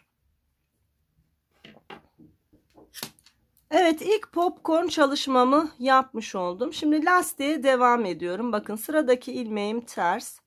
O yüzden sıradaki ilmeği ters örgü ördüm. 1. Sıradaki düz 2, sıradaki ters 3, sıradaki düz 4, sıradaki ters 5. 5 ilmeğimi tekli lastik ördükten sonra sırada düz ilmeğim var. 6. ilmeğim. Yine buna popcorn çalışıyoruz. Bir kez ördüm, doladım. İkinci kez ördüm, doladım ve üçüncü kez ördüm. 5 ilmek. Yine popcorn çalışmasını yapalım. Sonra yine 5 ilmek öreceğiz. Bakın, bir ters, bir düz, bir ters, bir düz, bir ters öreceğiz. 6. ilmeğe yine popcorn. Devam edeceğiz. Bir ters, bir düz, bir ters, bir düz, bir ters, 5 ilmek öreceğiz. 6. ilmeğe popcorn. Bu şekilde sıra sonunda 6 ilmeğimiz kalana kadar örelim arkadaşlar. Evet arkadaşlar, 5 ilmek arayla popcornlarımı yaptım. Bakın 1, 2, 3, 4, 5. En son 6. popcornumu yaptım. Şimdi sıra sonunda 6 ilmeğimiz var. Bakın 2, 4, 6. Tekli lastik örgüyle sıramızı tamamlıyoruz. İlk ilmeğim ters. Sonra bir düz, bir ters, bir düz ördüğümde sıra sonunda 2 ilmeğim var. Sıra başında ve sıra sonunda 2 ilmeği aynı örüyoruz. İlk 2 ilmeğimizi düz başlamıştık. Son 2 ilmeğimizi de ters olarak bitiriyoruz. Geriye dönüyoruz. Var olan ilmeklerin tamamını tekli lastik olarak öreceğiz. Önde ters olan ilmeklerim arkada düz oldu. İlk ilmeği de örerek başladım. 1, 2 ilmek düzden sonra bir ters, bir düz, bir ters, bir düz, bir ters, bir düz. Bu şekilde sıramı tamamlıyorum.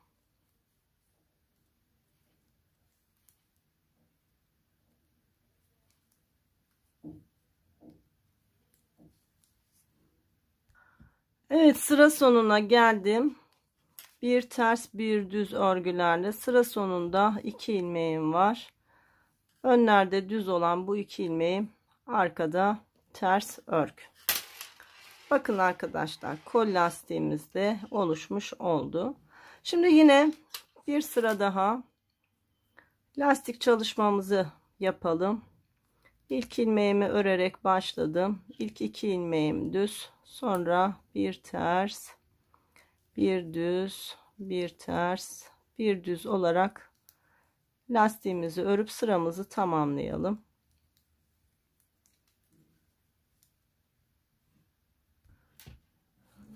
Evet, lastik örgüyle beraber sıra sonuna kadar düzlerin üzerine düz, terslerin üzerine ters ördüm. Bakın, son 2 ilmeğim ters örgü olarak ördüm ve sıramı tamamladım.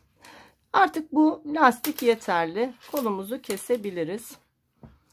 Tekli lastik kesme tekniğiyle beraber düzgün bir lastik keseceğiz arkadaşlar. İlk ilmeğim düz, düz olarak ördüm. Sıradaki ilmeğim yine düz. Bunu da düz ördüm. Arkadaki ilmeği öndeki ilmeğin üzerine geçirdim. Bakın, sıradaki ilmeğim ters. İpi kendime aldım. Önce ilmeği ters olarak ördüm. İpi arkaya attım. Şu arkadaki ilmeği üzerine geçirdim. Bu kesimleri yaparken sıkı yapmayın. Sıkı bir kesim olursa esnek olmaz. Bebeğin kolu zor girip çıkar arkadaşlar. O yüzden mümkün mertebe esnek örün. Bakın, sıradaki ilmeğim düz. Düz olarak ördüm. Arkadaki ilmeği üzerinden geçirdim. Sıradaki ilmeğim ters. Ters olarak ördüm. Arkadaki ilmeği üzerinden geçirdim.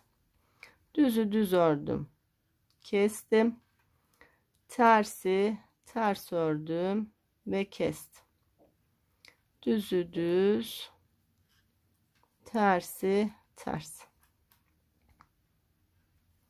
Bakın şimdi lastik kesimi, bakın ne kadar esnek. Aynı bu şekilde kesin. Sıra sonuna kadar bütün ilmekleri bu şekilde keselim. Evet, sıra sonuna yaklaştım. Son ilmekleri yine beraber keselim. Son 2 ilmeğim kaldı. Ters ilmeklerim. Ters olarak ördüm. İpi arkaya çevirdim. Arkadaki ilmeği üzerinden geçirdim. Yine son ilmeğimi ters ördüm ve arkadaki ilmeği üzerine geçirdim. Arkadaşlar, şu son ilmeği bir kez daha örüyoruz ve dikiş yapabilmek için alt bedene kadar dikebileceğimiz uzunlukta şöyle 2 metre civarı, 1,5 metre 2 metre arası ipimi uzunca kestim ve ilk kolumuz bitti. Bakın ne kadar güzel bir kol kesimi yaptık ve çok düzgün bir kol çalışmamız oldu arkadaşlar. Evet. Popcornlarımız da çok güzel oldu. Şimdi ikinci kolumuzu çalışacağız. Hemen ikinci kolumuza geçiş yapacağız. Yine sadece kol ilmeklerimizin olduğu yerden örgümüzü örmeye başlayacağız. Şimdi ne yapmıştık? Şuradan ilmeklerimizi şişe boşalmıştık. Bakın, koparmış olduğumuz ipimiz burada. Şimdi ön bedenin ilmeklerini yine şişe boş alarak alıyorum.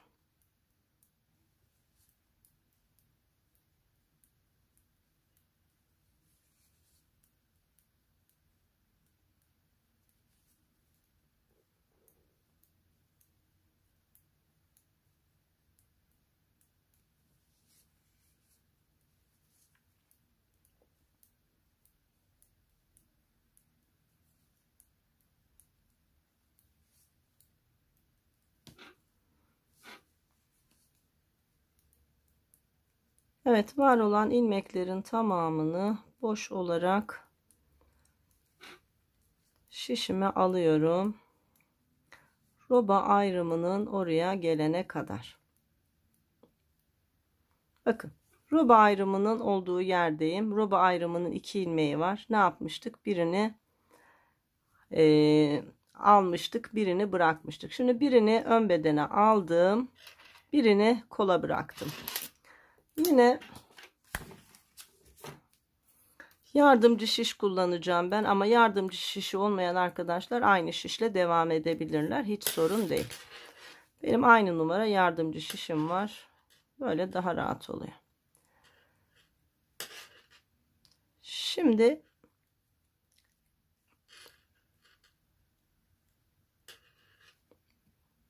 haroşa örgü olarak örmeye yine başladım.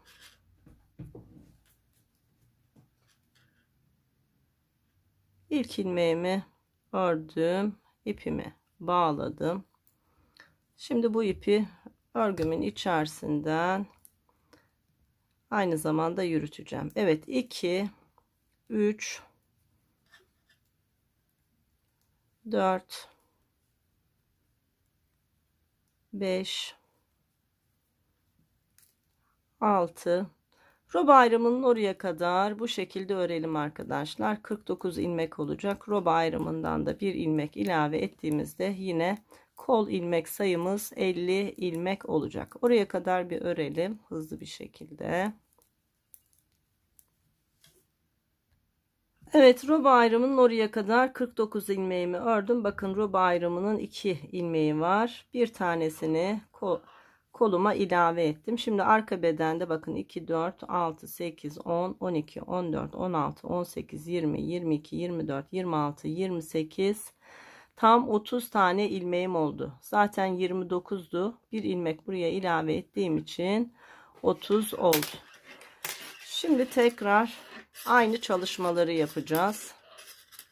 Önce 7 diş haroşa boyunca kolumuzu öreceğiz. Sonra kesim yapacağız. Sonra 5 diş öreceğiz, keseceğiz. Tekrar 5 diş öreceğiz, keseceğiz. Tekrar 5 diş örüp keseceğiz. Sonra 2 diş haroşa boyu ördükten sonra 42 ilmeğimiz kalmış olacak. 42 ilmeğimizle beraber tıpkı diğer kolda yaptığımız gibi 2 sıra lastik örgü ördükten sonra popcorn çalışmasını uygulayacağız. Ve örerek kesme tekniğiyle yine lastiğimizi tamamlayarak lastiğimizi kesip bitireceğiz arkadaşlar. Birinci kolun birebir aynısını çalışmış olacağız. Şimdi hızlı bir şekilde geri dönmek istiyorum ki sıram bitsin. Yine işaretleyicimizi takalım. İlk dişimiz belli olsun.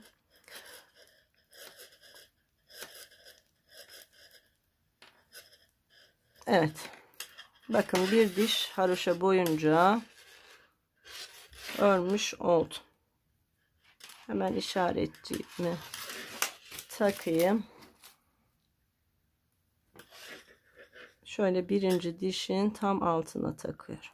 Burası kola başladığım yer. Özellikle gösteriyorum ki acemi olan arkadaşlar karıştırmasın. Aslında şuradan da bulabilirsiniz ama böyle pratik oluyor. Şimdi birinci kolun aynısını ikinci kolumuzda da örelim. Sonra çok kolay bir şekilde arkadaşlar, normalde bütün örmemiz lazım misinalı şişle ama birçok arkadaşım hala misinalı şişle örgü örmeye eriniyor. Misinalı şişle alışkın olan arkadaşlar dönerek yine örebilirler. Ben alternatif olarak yandan dikişli olarak bu modeli size anlatmaya devam edeceğim. Şimdi kolumuzu da bitirelim, ikinci kolumuzu, sonra alt bedenle devam edelim. Arkadaşlar her iki kolumu da ördüm ve bitirdim. Bakın robamız da böylece bitmiş oldu. Şimdi ölçü vereyim.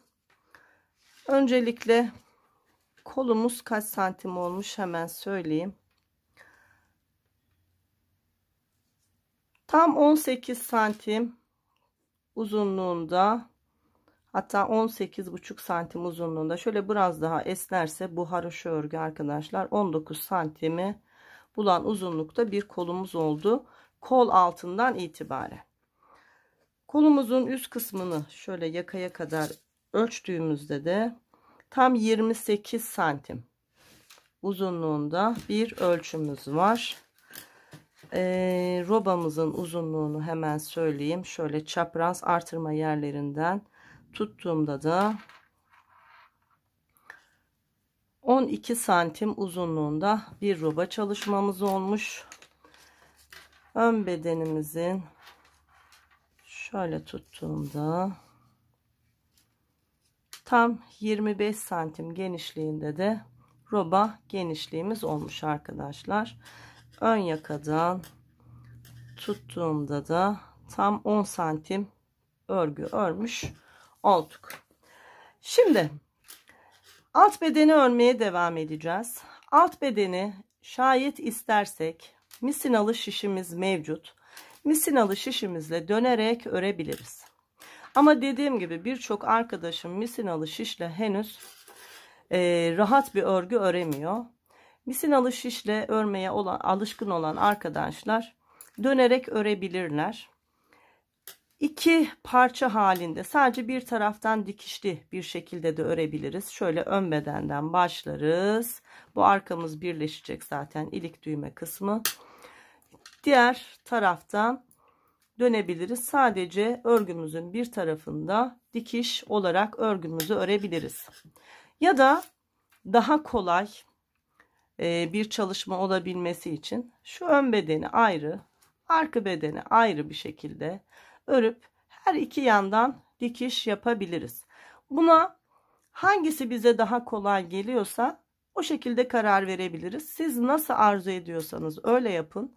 Ben işin en kolay kısmını örgüyü az bilen ya da hiç örgü bilmeyen arkadaşlarımın örebileceği şekilde öreceğim. Yani ön parçayı ayrı öreceğim, arka parçayı ayrı öreceğim ve sonra dikişle birleştireceğim arkadaşlar. Siz nasıl isterseniz öyle yapın. Sadece şu kenarlarda birkaç tane artırmamız olacak. Ben bunu iki parça ördüğüm için işte sağda solda artırırken dönerek ören arkadaşlar örgü boyunca kolun ön tarafından sağdan soldan, arka tarafından sağdan soldan artırarak devam edecekler. Hiç karıştırılacak bir şey yok. Evet, başlayalım. Evet arkadaşlar, başlayalım. Önce ön bedeni örerek başlayalım ya da arka bedeni örelim, fark etmez. Arka bedeni örelim, daha kolay olsun. Ön bedende örnek çalışmasını da kuracağız. İlk yumaktan artan ipim bu. Bununla başlıyorum. Halen ilk yumakla devam ediyorum örgüme. Çok fazla ip ihtiyacı olmayan bir örnek çalışması. Şimdi şu arka bedenin, bakın düz tarafımız, örnek burada. Şu örgümüzün ön tarafından, düz tarafından ipimizi bağlayarak örgümüze başlıyoruz. Tam kol altının olduğu yerden.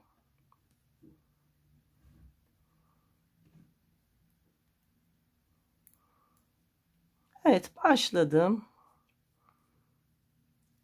İpimi de düğümleyerek sıkıştırayım. Sabitledim. Haroşa örgü örüyoruz. İpimizi de örgümüzün arasından böyle yediriyoruz.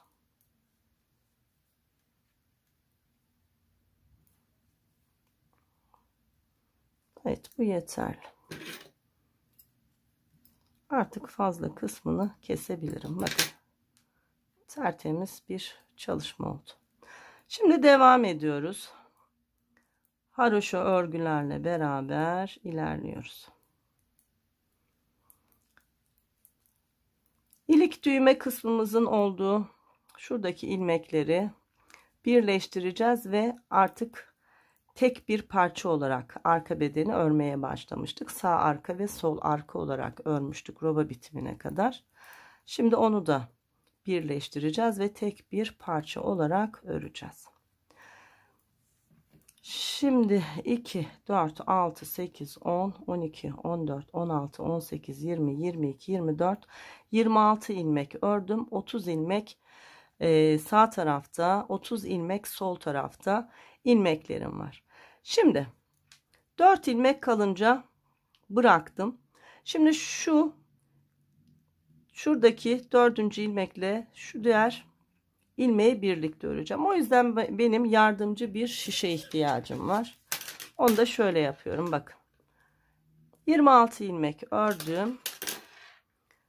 4 tane ilmeğim kaldı. Bu 4 ilmeği başka bir şişe aldım. İlik kısmımız üstte olacak şekilde burada düğmelerimiz olacak. Şöyle yan yana getirdim. Şimdi ilk bu şişteki ilmeğe, sonra yardımcı şişe aldığım ilmeği birlikte haroşa örgü olarak örüyorum.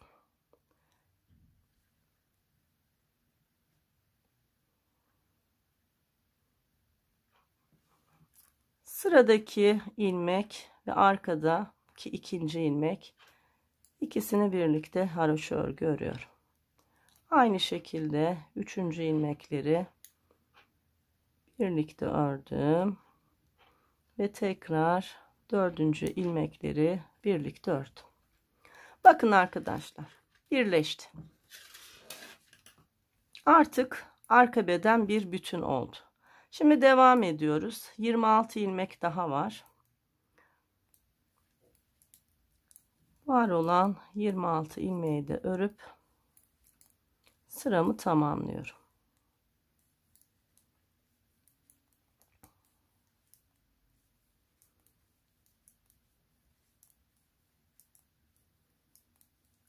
Toplamda arka bedende 56 ilmeğimizin olması lazım. Şimdi hemen bitirdikten sonra sayalım.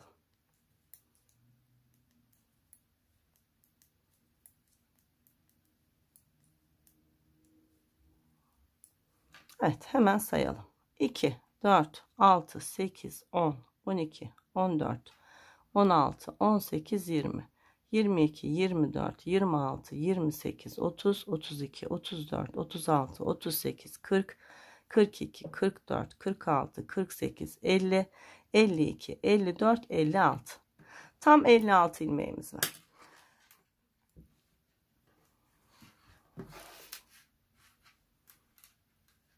Şimdi arka sıradayız. Arka sırada yine var olan 56 ilmeğimizi haroşa örgü olarak örüyoruz.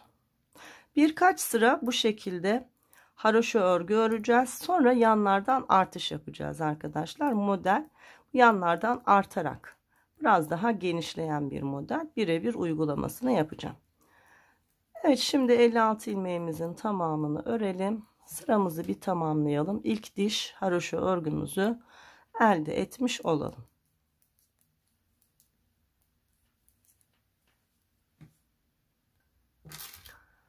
Evet, bakın ön sıradayım şimdi. Birleştirmemizi yaptık. Ne kadar düzgün oldu. Artık buraya düğmelerimizi dikebiliriz.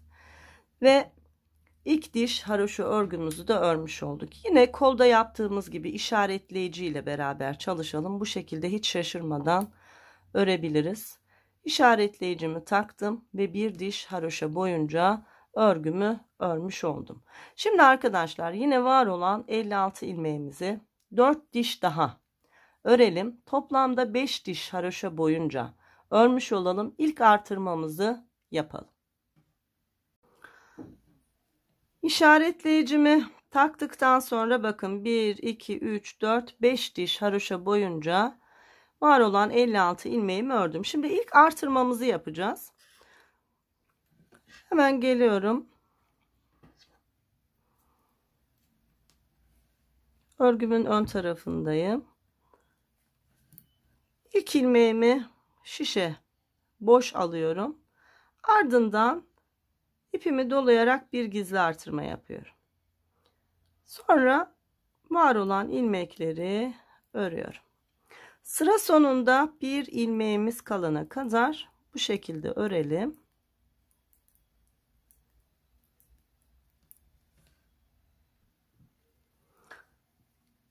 Evet, sıra sonunda bir ilmeğim kalana kadar ilmeklerimi ördüm. Sıra sonunda bir ilmeğim kaldı. Yine şişime ipimi doladım, bir gizli artırma yaptım ve son ilmeğimi örerek sıramı tamamladım. Geriye dönüyoruz. Örgümüzün arka tarafında var olan ilmeklerin tamamını haroşa örgü olarak örüyoruz. 56 ilmeğimiz vardı. Sağda ve solda artış yaptık. Artık 58 ilmeğimiz olmuş oldu. Şimdi sıramızı tamamlayalım. İkinci kez işaretleyici takacağız. Yerimiz belli olsun diye. Sonra örmeye devam edeceğiz. Evet, sıra sonuna geldim. Sıramı tamamladım. Artık şişimde 58 ilmeğim var. Şimdi örgüye başlıyorum. İşaretleyicimi takabilmek adına hemen geliyorum. 3-5 ilmek örüp işaretleyicimi takıyorum. Bakın.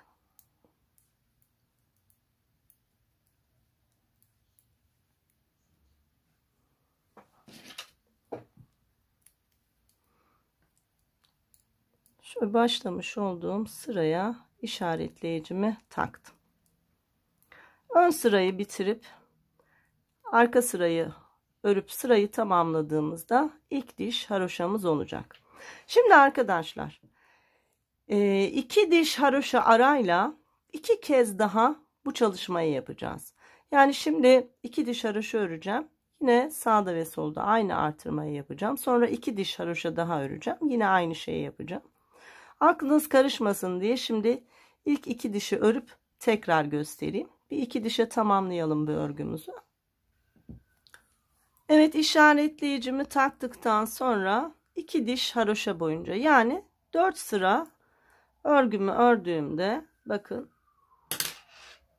şimdi ikinci kez artırma yapacağız. Bunu da göstereyim. Bunu 3 kez tekrarlayacağız arkadaşlar. Bakın işaretleyiciden sonra 1-2 diş örmüş olduk. Şimdi tekrar arttırıyoruz.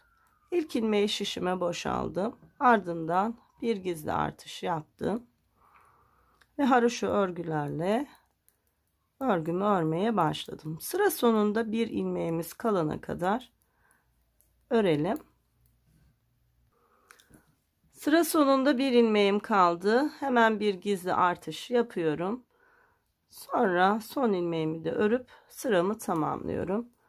Artık bizim 60 ilmeğimiz oldu.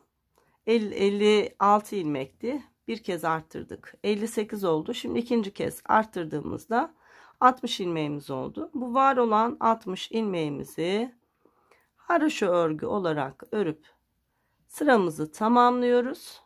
Ardından işaretleyicimizi takıp tekrar 2 diş haroşa boyunca örgümüzü örüp üçüncü kez artışımızı yapıyoruz.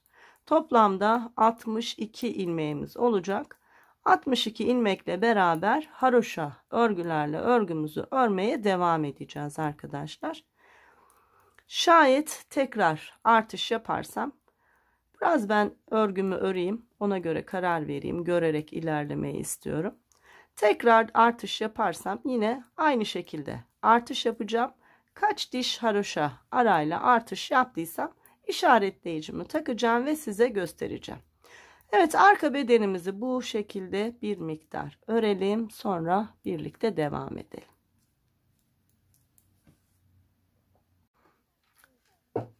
Evet arkadaşlar, bakın artırmaya devam ettim. Toplamda 3 kez artış yaptım ve işaretleyicimi koydum. Hep 2 diş haroşa arayla arttırdım. Toplamda 62 ilmeğe ulaştıktan sonra var olan 62 ilmekle beraber örmeye devam ettim. Şu alt bedeni örmeye başladığımızda bakın işaretleyici koymuştuk. Hemen sayıyorum. Toplamda 2, 4, 6, 8, 10, 12, 14, 16, 18, 20, 22, 24, 26, 28, 30 diş haroşa boyunca alt bedeni örmüş oldum. Şimdi santim olarak da ölçü vereyim. Kaç santim ördük? Tam 16 santim uzunluğunda bir örgü örmüş oldum arkadaşlar. Şimdi A kısmımızı öreceğiz. Bu modeli arkadaşlar isterseniz bizim şu anda yaptığımız gibi slopet, isterseniz hırka, isterseniz kazak, isterseniz elbise olarak örebilirsiniz. Sadece alt bedeni uzatarak bunu yapabilirsiniz. Kazak uzunluğunda yapıp birkaç diş haroşa örüp bitirip kazak yapabilirsiniz. Biraz daha uzatıp elbise yapabilirsiniz. Ben en zor olanı size anlatıyorum. Detaylı olanı. İsterseniz de slopet yapabilirsiniz. Şimdi biz slopet çalışması yapacağız. Dolayısıyla A kısmına doğru bacak çevresini çevreleyecek şekilde bir kesim çalışması yapacağız. A çalışması yapacağız ve slopetimizi tamamlayacağız. Şimdi nasıl devam edeceğiz? Hemen söyleyeyim. 30 diş haroşa ördükten sonra şu anda örgümün ön tarafındayım. Yine haroşa örgülerle örgümü örmeye devam ediyorum. Geri dönüşler yaparak bu A kısmını, bacak oyuntusunu oluşturmuş olacağız arkadaşlar. Geliyorum. 62 ilmeğim vardı. 62 ilmeğimle beraber haroşa örgülerle örgümün ön tarafında ilerliyorum. Geri dönüşler yaparak yan kısımları artık örmeyeceğiz. A kısmına doğru örmeye devam edeceğiz. Çok da kolay bir çalışma olmuş olacak. 2, 4, 6. İlk geri dönüşümüzü 7 ilmekten yapalım. Bakın. Sıra sonunda 2, 4, 6, 7 ilmeğim kaldı ve geri dönüyorum.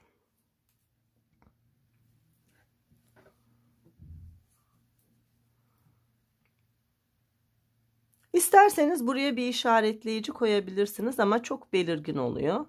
Şimdi geri dönüyorum. Hatta sayarak dönelim. Geri döndükten sonra 2, 4, 5, 6, 7, 8, 9, 10, 11, 12, 13, 14, 15, 16, 17, 18, 19, 20, 21, 22, 23, 24, 25, 26, 27, 28, 29, 30, 31, 32, 33, 34, 35, 36, 37, 38, 39, 40, 41, 42, 43, 44, 45, 46, 47, 48 ilmek ördüğümde bakın sıra sonunda 2, 4, 6, 7 ilmeğim kalıyor. Örmüyorum ve geriye dönüyorum. İlk ilmeği boşaldım ve devam ediyorum. 3, 4, 5, 6, 7, 8, 9, 10, 11, 12, 13, 14, 15, 16, 17, 18, 19, 20, 21, 22, 23, 24, 25, 26, 27, 28, 29, 30, 31, 32, 33, 34, 35, 36, 37, 38, 39, 40, 41. 41 ilmek ördüğümde bakın yine 2, 4, 6, 7 ilmek kalıyor. Şu ilk dönüş yaptığım yer, burada bir 7 var. Sonra bir 7 daha var. İlk iki dönmemizi böyle yapalım. Şimdi geriye dönüyoruz. Aynı şeyi diğer tarafta yapacağız. Yine ilk ilmeği boşaldım. 1, 2, 3, 4, 5, 6, 7, 8, 9, 10, 11, 12, 13, 14, 15, 16, 17, 18, 19, 20, 21, 22, 23, 24, 25, 26, 27, 28, 29, 30, 31, 32, 33, 34 ilmek ördüğümüzde bakın burada da ilk 7 ilmeğimiz bu. Sonraki 2, 4, 6, 7 ilmeğimiz bu. 2 kez sağda ve solda 7 ilmek bırakarak döndük. Şimdi daha az sayılarda döneceğiz arkadaşlar. 5'te dönelim mesela. 1, 2, 3, 4, 5, 6, 7, 8, 9, 10, 11, 12, 13, 14, 15, 16, 17, 18, 19, 20, 21, 22, 23, 24, 25, 26, 27 ilmek ördüğümde 27, 28, 29. Bakın 29 ilmek ördüğümde 2, 4, 5 kaldı. Bunun öncesinde 7, 7, şimdi 5 bırakmış olduk. Geriye dönüyoruz. Diğer tarafta da yine 5 ilmek bırakacağız. Sayalım yine 1, 2, 3, 4, 5, 6, 7, 8, 9, 10, 11, 12, 13, 14, 15, 16, 17, 18, 19, 20, 21, 22 ilmek ördüğümde bakın kaç kaldı? 2, 4, 6, 7, 22, 23. Bakın 7 ardından 7 ardından 5. Yine geriye dönüyoruz. Bir kez daha yine 5 ilmekle dönüş yapalım. Bir kez sağda solda 5 bıraktık. Şimdi tekrar aynı şekilde yapacağız.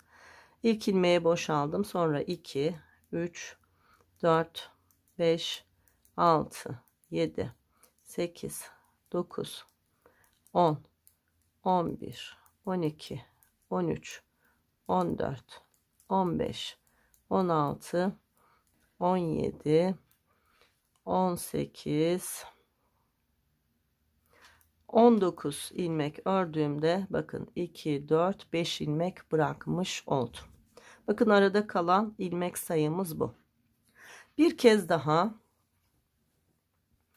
dönelim. Bu kez 3 ile dönelim arkadaşlar. 7 ile döndük, 5 ile döndük. Şimdi 3 ile dönelim.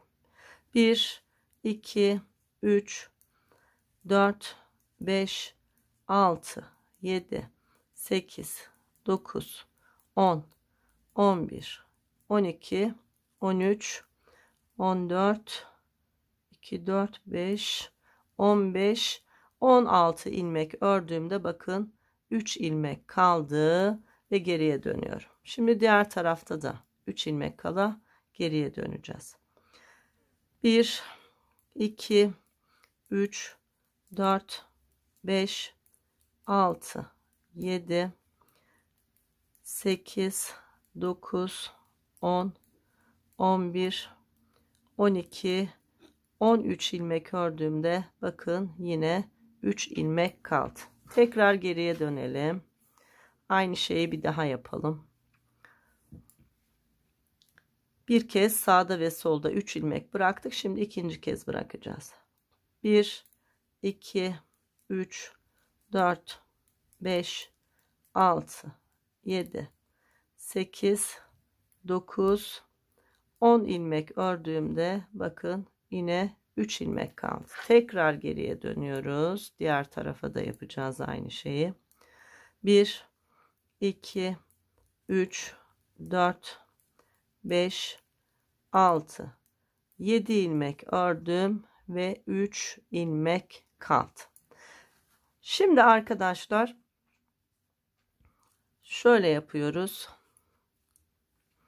Geriye dönüyoruz ve sıra sonuna kadar var olan ilmeklerin tamamını haroşa örgü olarak örüyoruz. Geri dönüşler bitti.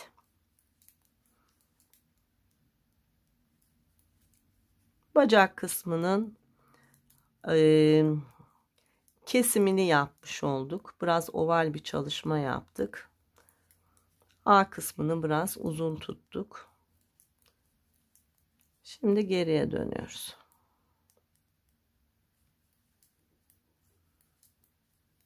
Var olan ilmeklerin tamamını ördüm ve geri döndüm. Bakın. Görüyor musunuz? Aynı şeyi şimdi diğer tarafa yapacağız. Yani var olan 62 ilmeğimiz vardı. 62 ilmeğin tamamını haroşa örgü olarak örüyoruz.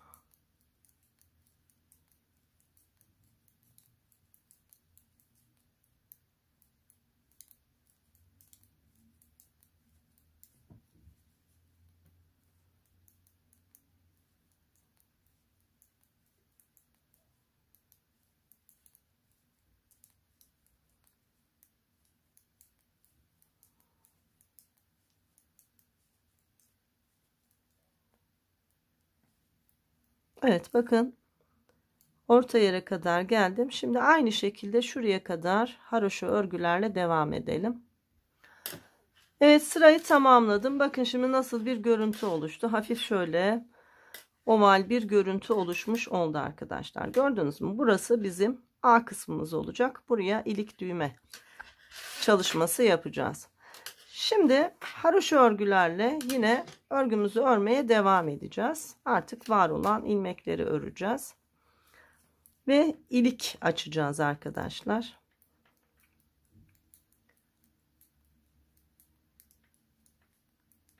Bir iki diş haroşa boyunca bu şekilde örelim.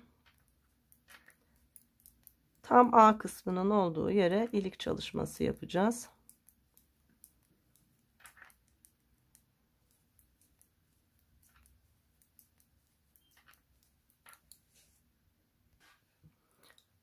Evet, tam 2 diş haroşa boyunca örgümü ördüm. Bakın. Şuradan anlayabilirsiniz arkadaşlar. Tam 4 sıra ve 2 diş boyunca ördük. Şimdi ilik çalışması yapalım. Tam şu A kısmına ilik açalım. Yine haroşa örgülerle örgümüzü örmeye başladık.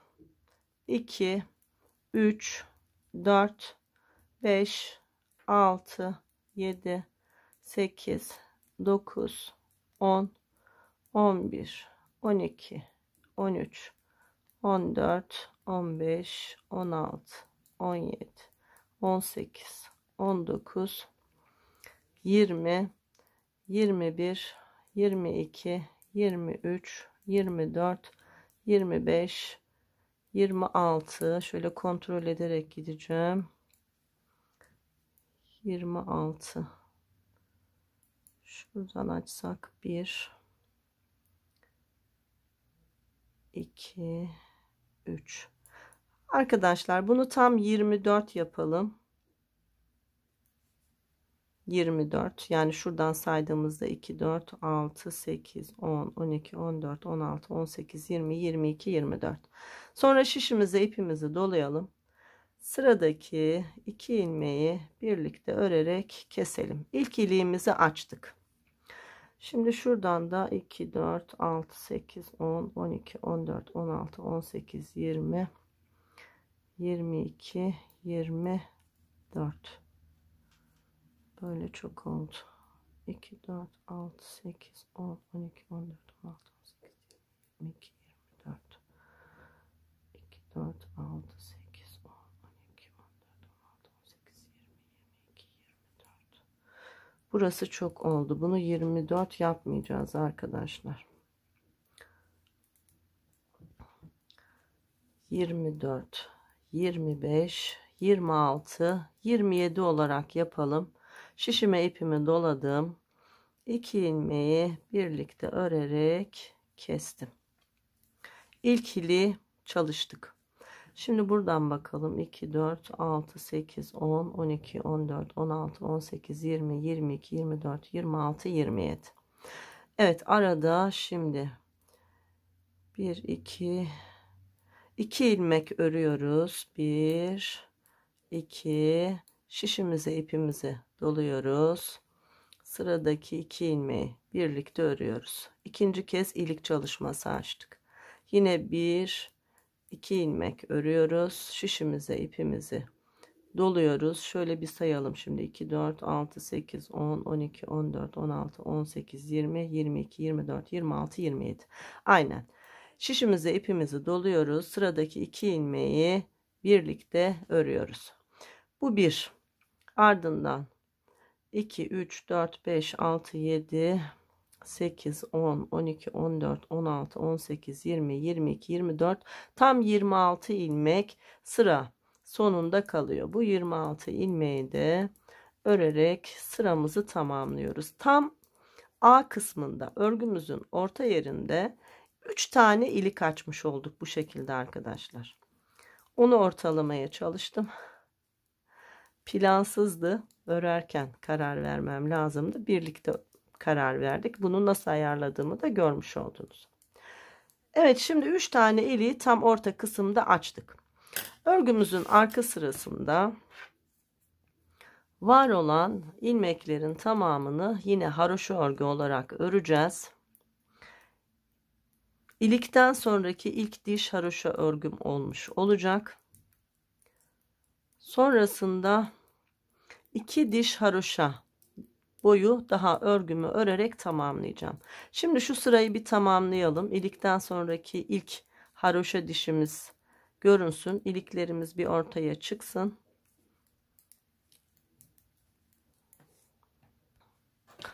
Evet, bakın ilk dişi tamamladım. 1, 2, 3 tane iliğimiz tam bu A kısmımızda şurada oluşmuş oldu.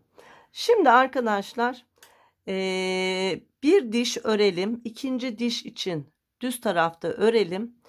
Arka sıraya döndüğümüzde üçüncü dişi örerken örerek kesmek tekniğiyle beraber keselim ve artık şu arka bedeni bitirmiş olalım. Evet, bakın ilik çalışmamdan sonra 2 diş haroşa boyunca örgümü ördüm. Örgümün düz tarafında 3. kez haroşa dişi örebilmek için ön sırayı tamamladım. Şimdi arka sırada örerek kesme tekniğiyle beraber var olan ilmeklerimizin tamamını kesip artık arka bedeni bitiriyoruz. İlk ilmeğimi boşaldım. İkinci ilmeğimi haroşa ördüm ve arkadaki ilmeği üzerinden geçirdim. İlk kesmemi yaptım. Sıradaki ilmeğimi ördüm. Arkadaki ilmeği üzerinden geçirdim. Sıradakini ördüm. Arkadaki ilmeği üzerinden geçirdim. Bu şekilde ilmeklerimizin tamamını örerek kesme tekniğiyle örelim ve keselim. Esnek bir kesim olmasına dikkat edin arkadaşlar. Böyle sıkı bir kesim olursa alt beden toparlar. Böyle toplayan sıkı bir kesim olmaması için sıkı örmemeye ve sıkı kesmemeye özen gösterin.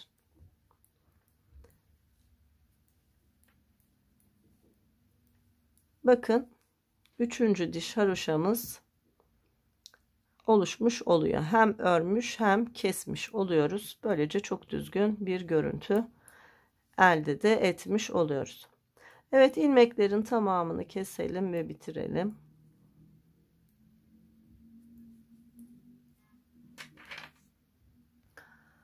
Evet, ilmeklerimin tamamını esnek bir şekilde örerek kesme tekniğiyle ördüm ve kestim.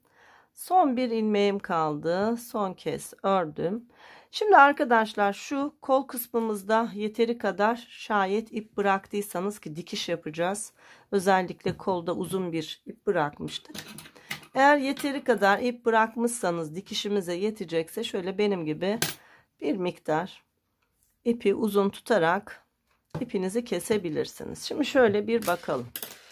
Bakın arkadaşlar.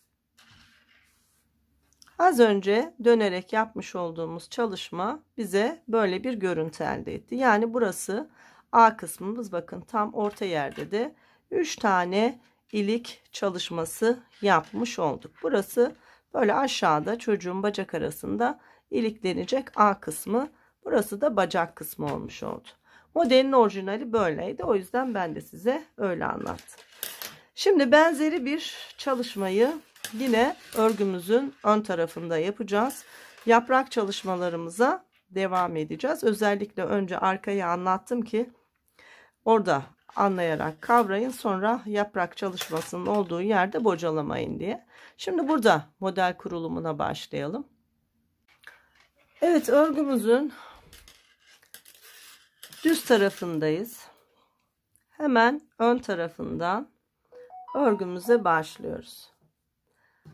Geliyoruz, ipimizi hemen buradan bağlayarak örüyoruz.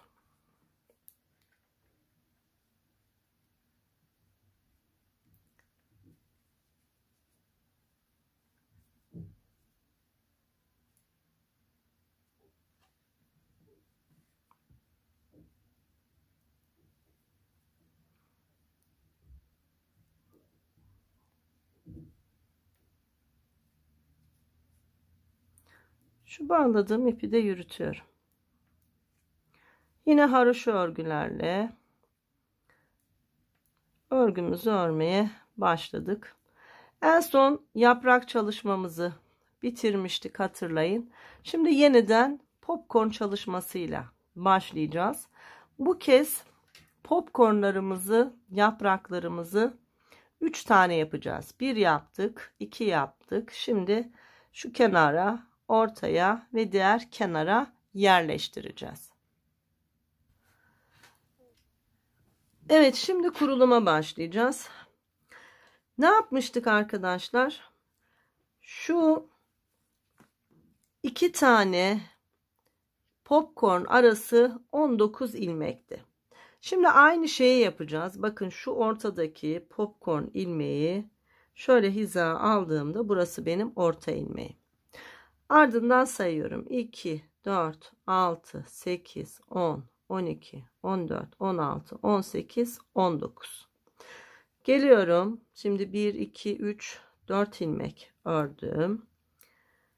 5, 6, 7, 8 ilmek ördüğümde son kez bir kontrol yapalım. Şurası orta ilmeğim. Ardından 2, 4, 6, 8, 9. Şurası yine yaprağın bitimi. 10, 2, 4, 6, 8, 9. Evet. Şimdi 2, 4, 6, 8 ilmek ördük.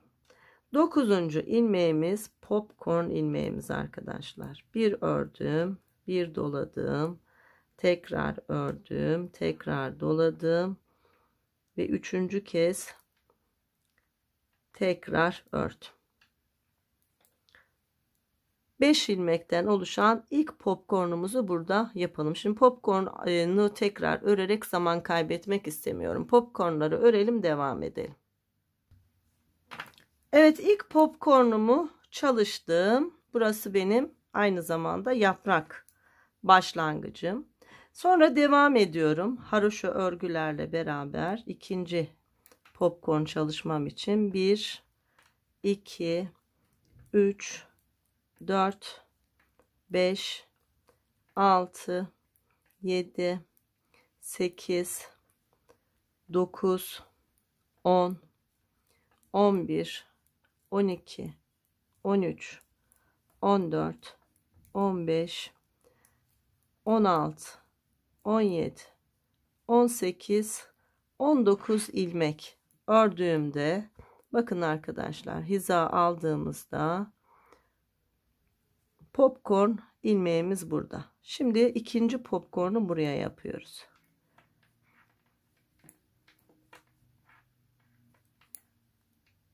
Evet, bunu da tamamlayayım. Evet, ikinci popcorn'umu da çalıştım. Yine haroşa örgülerle devam ediyorum. 1, 2, 3, 4, 5, 6, 7, 8, 9, 10, 11, 12, 13, 14, 15, 16, 17, 18, 19 ilmek ördüm. Bakın sıra sonunda 2, 4, 6, 8 ilmeğim kaldı. Hemen şu ilmeğe yine popcornumu çalışıyorum. 1, 2, 3 kez aynı ilmeği ördüm. Şimdi popcornu çalışalım. Evet arkadaşlar, şimdi 3. kez popcornu da yaptım. Sıra sonunda 2, 4, 6, 7 ilmeğim kaldı. Sıra başında 2, 4, 6, 8 ilmeğim var. Ben bir yerde bir ilmeği ne yaptım bilmiyorum. Normalde burada da 8 ilmek ya da her iki tarafta da 7 ilmek kalması gerekiyordu.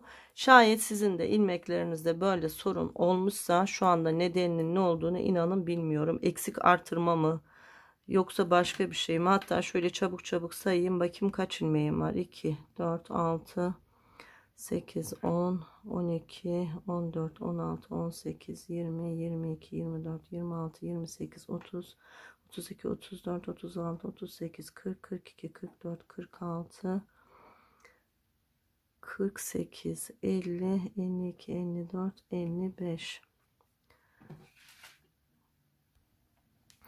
İlmek sayımda bir sorun yok. Kontrol ettim ama şurayla diğer tarafı eşitlemek için şimdi şayet siz de benim gibi burada 8, burada 7 ilmek kalmışsa arkadaşlar hemen şöyle yapıyoruz bakın. Bir kez ilmeği örüyorum. Sonra ilmeğin yönünü değiştirip aynı ilmeği ikinci kez örüyorum. Tam zaten şu popcorn'un altında olduğu için anlaşılmayacaktır. Böylece bir ilmekten 2 ilmek çıkardım. Sonra 3, 4, 5, 6, 7, 8 ilmekle beraber sıramı tamamlıyorum. Şimdi hem sağda hem solda 8 ilmeğimiz oluştu. Arka sırada var olan ilmekleri haroşa örgü olarak örüp tamamlayalım ve yine arka bedende yaptığımız gibi şöyle işaretleyicimizi takalım. Evet, sıramı tamamladım. Şimdi ne yapmış olduk? Kollarımızı bitirip alt bedene geçtikten sonra bir diş haroşa boyunca örgümüzü örmüş olduk. O yüzden hemen şu ilk dişin altına işaretleyicimizi önce takalım. Arka bedende ne yapmıştık? İlk artırmamızı, bakın 1 2 3 4 5 diş haroşadan sonra yapmıştık. Aynı şeyi yapacağız. 5 diş ördükten sonra ilk artırmamızı yapacağız. Ardından 3 kez de 2 diş haroşa arayla artışımızı yapacağız. Bu öndeki artışlarımız değişmiyor arkadaşlar. Şimdi yaprak kurulumunun ilkini göstereyim. Sonra bu şekilde artışlarımızı yaparak örmeye devam edeceğiz. Bu sırada üçlü yaprağımız var. Sonrasında ikili ve birli olarak tamamlayacağız. Yani şu yapmış olduklarımızın aynısını tekrarlayacağız. Şimdi ilk kurulumu beraber yapalım.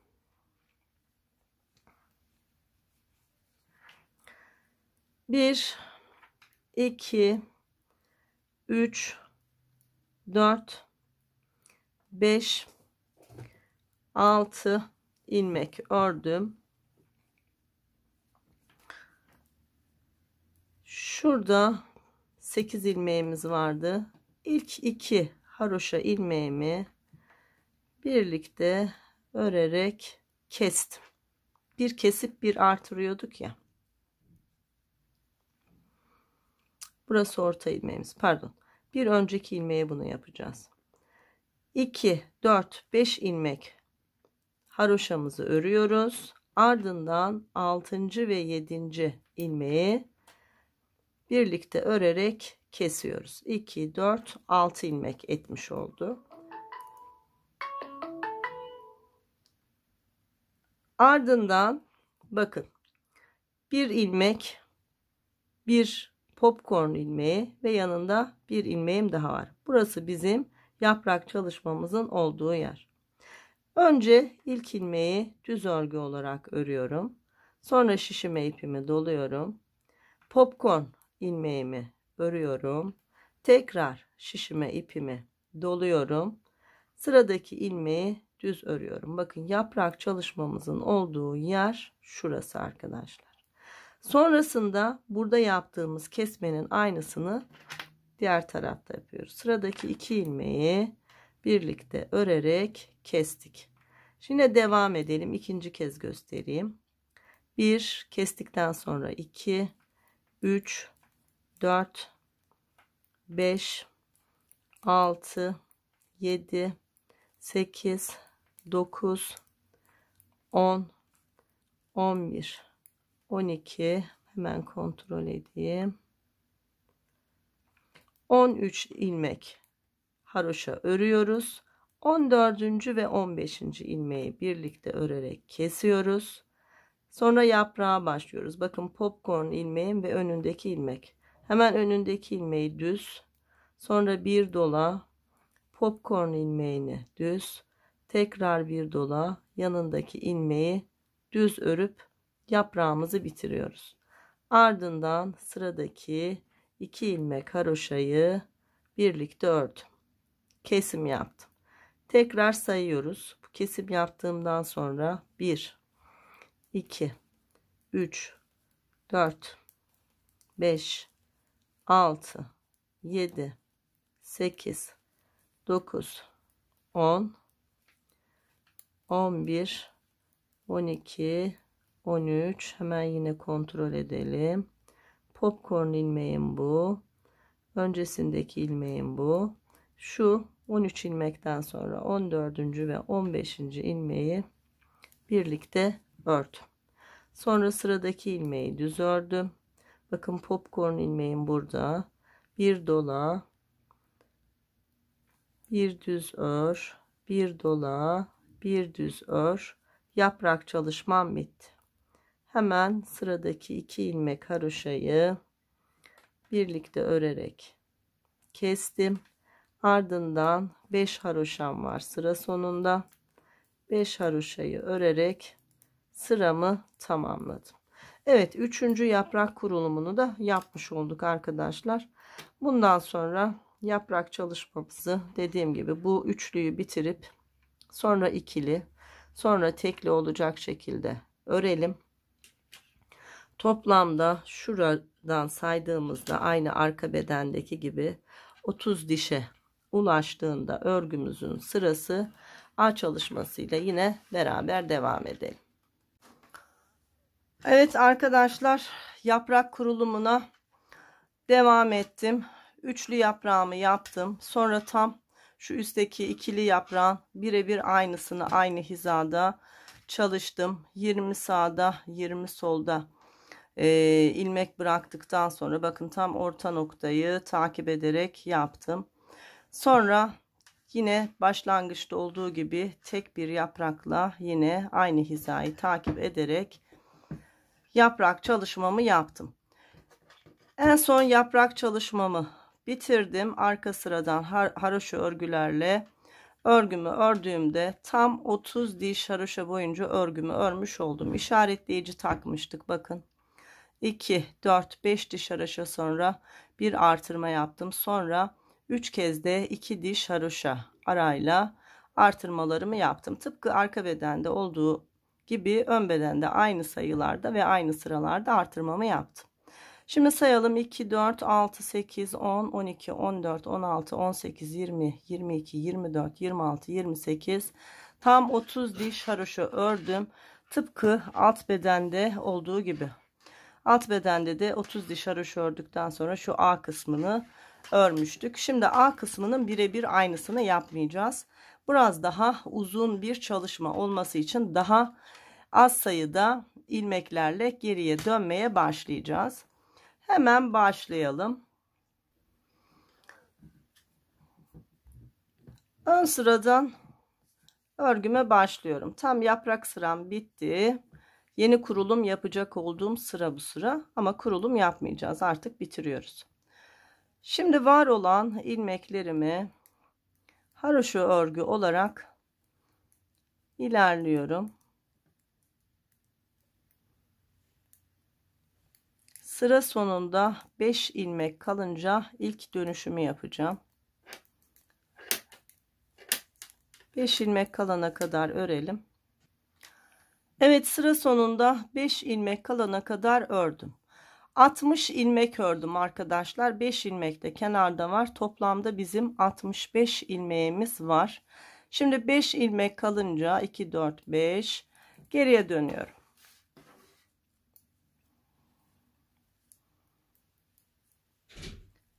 Ve yine sıra sonunda 5 ilmek kalana kadar örüyorum.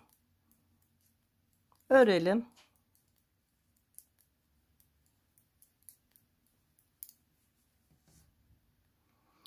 Evet, sıra sonunda 5 ilmek kalana kadar ördüm ve tekrar dönüyorum. İlk ilmeğimi boşaldım ve haroşa örgülerle ilerliyorum. 10 ilmek kalana kadar arkadaşlar öreceğiz. Sıra başından 10 ilmek kalana kadar ilk döndüğümüz yeri işaret kabul edersek 5 ilmek kalana kadar örüyoruz. Şu yaprak kısmımın bittiği yer benim tam orta ilmeğim, 33. ilmeğim, bakın şurası. Buraya da bir işaretleyici koyalım hemen. Tam orta kısmımız belli olsun, bakın. Şuraya, şurası benim 33. ilmeğim. Sıra başından saydığımda 32 bu tarafta, 32 diğer tarafta, arada da bir ilmeğim var.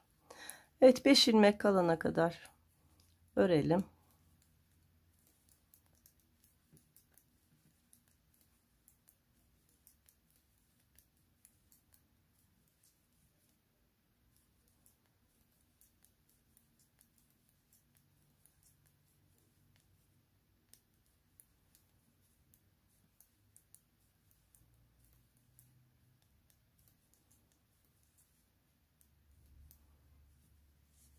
Evet, bakın dönüş yaptığım yer burası. Sonrasında 2 4 5 ilmek var.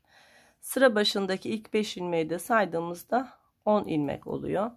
Tekrar geriye dönüyoruz. Aynı şeyi yapacağız. 5 ilmek kalana kadar öreceğiz. Örelim.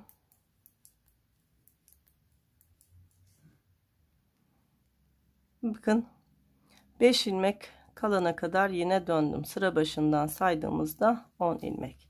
Tekrar geri dönüyorum.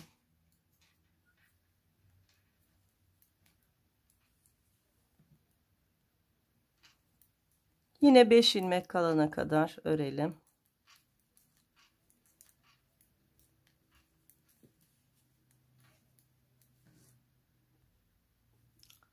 Evet, yine 5 ilmek kalana kadar ördüm. Bakın 5, 10, 15 oldu. Aynı şeyi diğer tarafta da yapalım.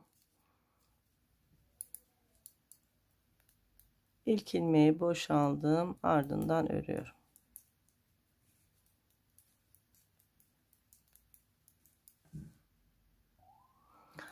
Evet, bu taraftan da 5 ilmek kalana kadar ördüm. 5, 10, 15 ilmek de burada oldu.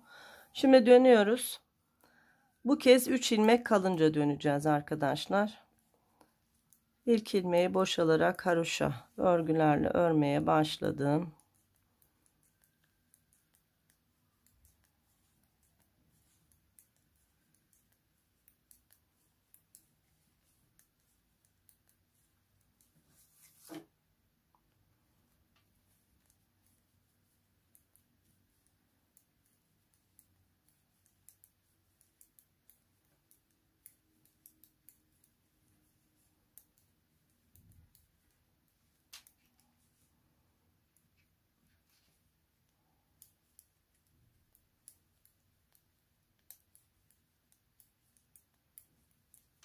Hemen kontrol ediyorum.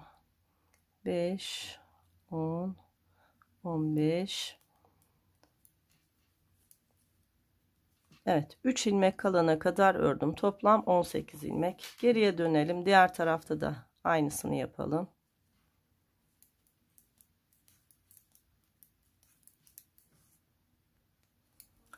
Bakın 3 ilmek kalana kadar burada da döndüm. Tekrar dönüyoruz. Yine 3 ilmek kalana kadar öreceğiz. Sağda ve solda birer kez 3 ilmek kalana kadar döndük. Şimdi ikinci kez yapıyoruz aynı çalışmayı.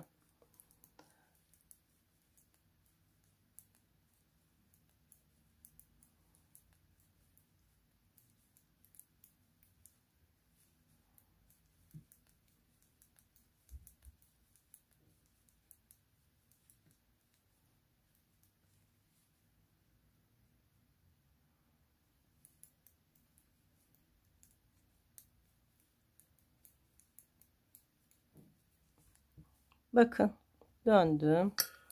Örgümün arka tarafındayım. İkinci kez diğer tarafa da aynı şeyi yapacağım.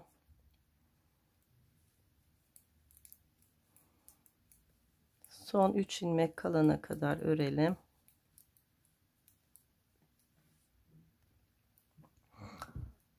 Üç ilmek kalana kadar ördüm. 2 kez yapmış olduk. Tekrar aynı şeyi yapacağız. Üçüncü kez.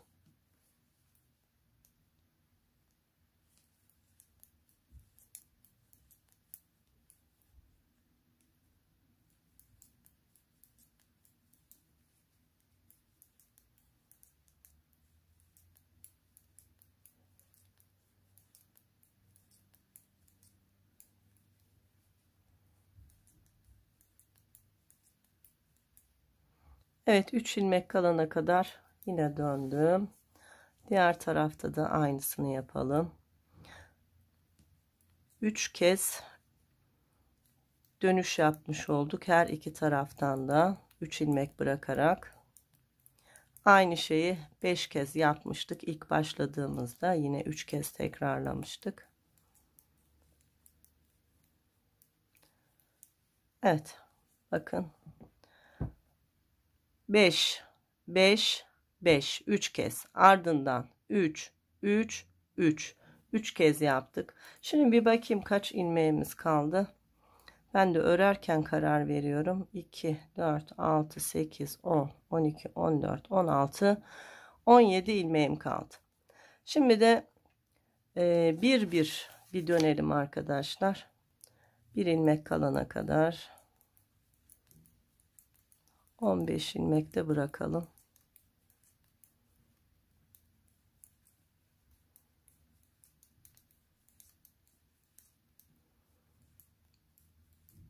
Bakın bir ilmek kala geriye döndüm. Diğer tarafta da aynı şeyi yapacağım.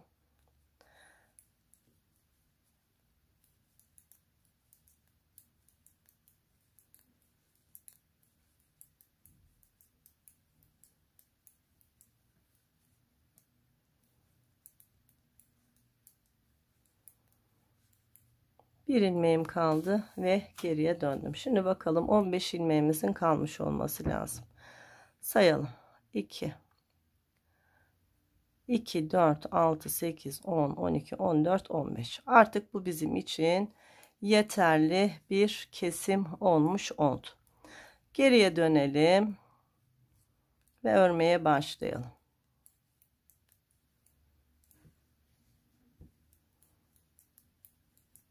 Var olan ilmeklerin tamamını haroşa örgü olarak öreceğiz artık. Dönüşlerimiz bitti. Bakın bu ilk ilmeğimdi. Ardından 3 3 döndüğüm ilmekler.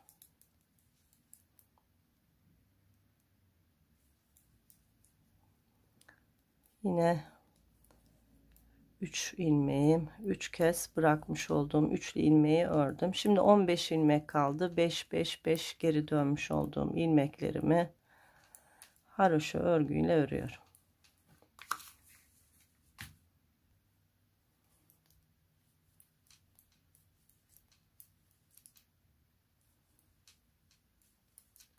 Evet, son 5 ilmeğimi de örerek sıramı tamamlamış oldum.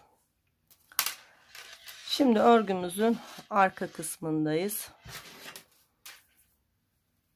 Haroşa örgülerle diğer uca kadar 65 ilmeğimizin tamamını haroşa örgü olarak örelim.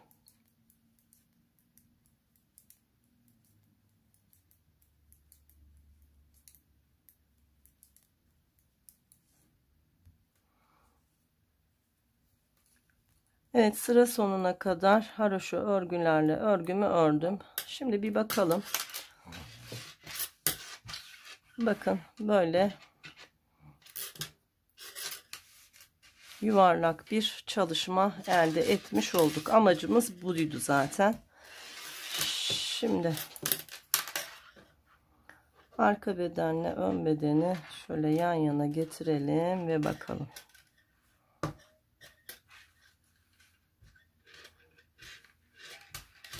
Evet. Şimdi bir diş haroşa boyunca örmüş olduk. Bunu 2 dişe tamamlayalım. Üçüncü dişte arkadaşlar yine örerek kesme tekniğiyle keselim ve bitirelim. Şu anda ilk diş haroşamızı örmüş olduk zaten. 3 dişte keselim.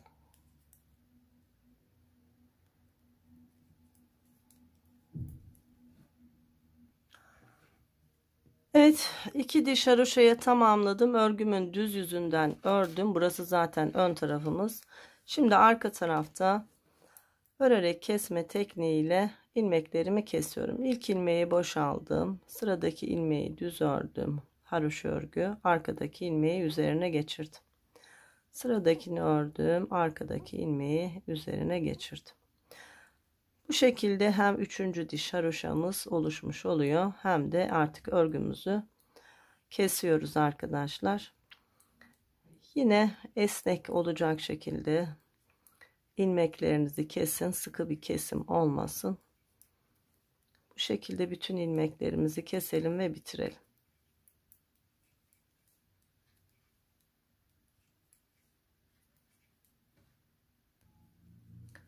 Evet, var olan ilmeklerimin tamamını örerek kesme tekniğimizle beraber ördüm ve kestim. Son ilmeğimi bir kez daha ördüm. Dikiş için kolumda yeterli uzunlukta ip bıraktığım için şöyle biraz uzunca tutarak 3-5 santim çalışmamı bitiriyorum arkadaşlar. Evet, artık salopetimiz bitti. Şimdi yan dikişlerimiz var. Her iki kola ve yan tarafa dikiş yapacağız. Çok kolay bir çalışma. Hemen onu da yapalım. Evet arkadaşlar, dikiş yapabilmek için kol kısmımızda şöyle uzunca bir ip bırakmıştık. İpimizi, iğnemizi alalım.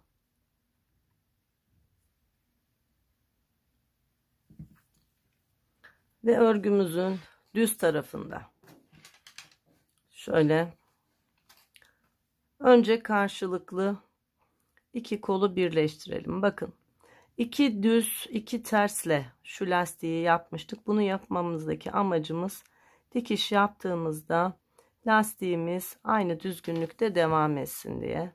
Hemen geliyorum, birleştiriyorum. Bir sağdan ve bir soldan.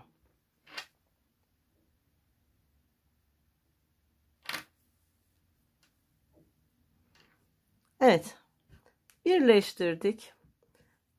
Şimdi arkadaşlar şu kenarları hiza alarak bir sağdan bir soldan birleştirmeye devam edeceğiz. Bakın, ilk düz ilmeğimin arasından batıp çıkıyorum. Sonra geliyorum, ilk ters ilmeğimin arasından batıp çıkıyorum. Bakın, birleştiğinde bir düz bir ters lastik örgüm yine devam ediyor. Şimdi geliyorum karşı taraftan batıp çıkıyorum ve burada.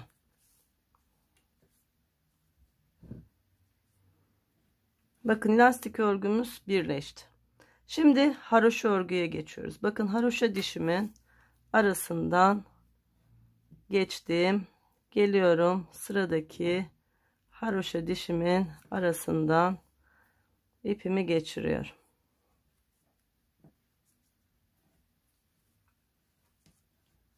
Hep sıra takip edeceğiz. Bir sonraki haroşa dişlerinden karşılıklı batıyorum. Bakın, bir sağdan ve bir soldan. Bakın, görüyor musunuz? Sanki dikiş yokmuş gibi haroşa uçlarımız birbirine birleşiyor. Bu şekilde şu kol altındaki roba ayrımının olduğu şuraya kadar dikelim. Evet, kol altına yaklaştım. Bakın, kol altına kadar karşılıklı hiza alarak haroşa dişlerinden örgümü birleştirdim.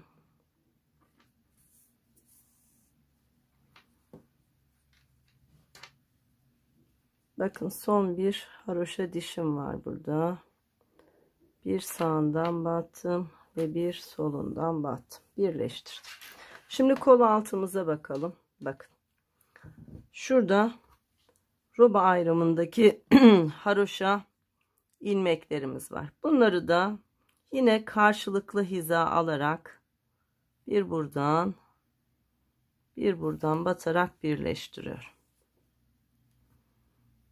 Birincisini birleştirdim. Şimdi sıra ikincisinde. Geliyorum, bir buradan batarak kol altımı da birleştirdim. Yine bakın, haroşalar başlıyor.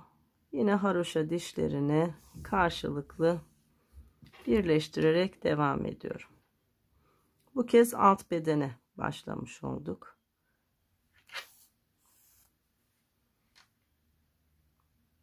Bir sağdan, bir soldan. Bir sağdan, bir soldan. Bu şekilde şu uç kısma kadar birleştirerek inelim. Evet, sona doğru yaklaştım. Beraber devam edelim ve bitirelim.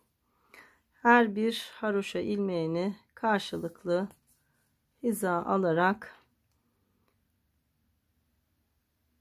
birleştirdim. Bakın son bir haroşa dişim kaldı. Onu da karşılıklı hiza aldım ve birleştirdim. Şu son kısımda tekrar batış yapıyorum. İpimi içeri alıyorum. Burada düğümleyerek sabitleyeceğim.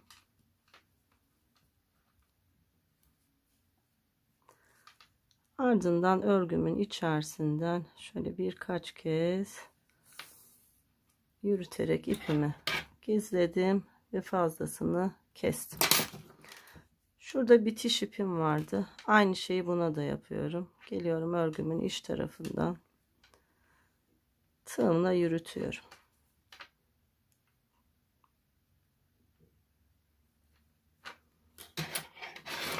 Bunun da fazlasını kestim.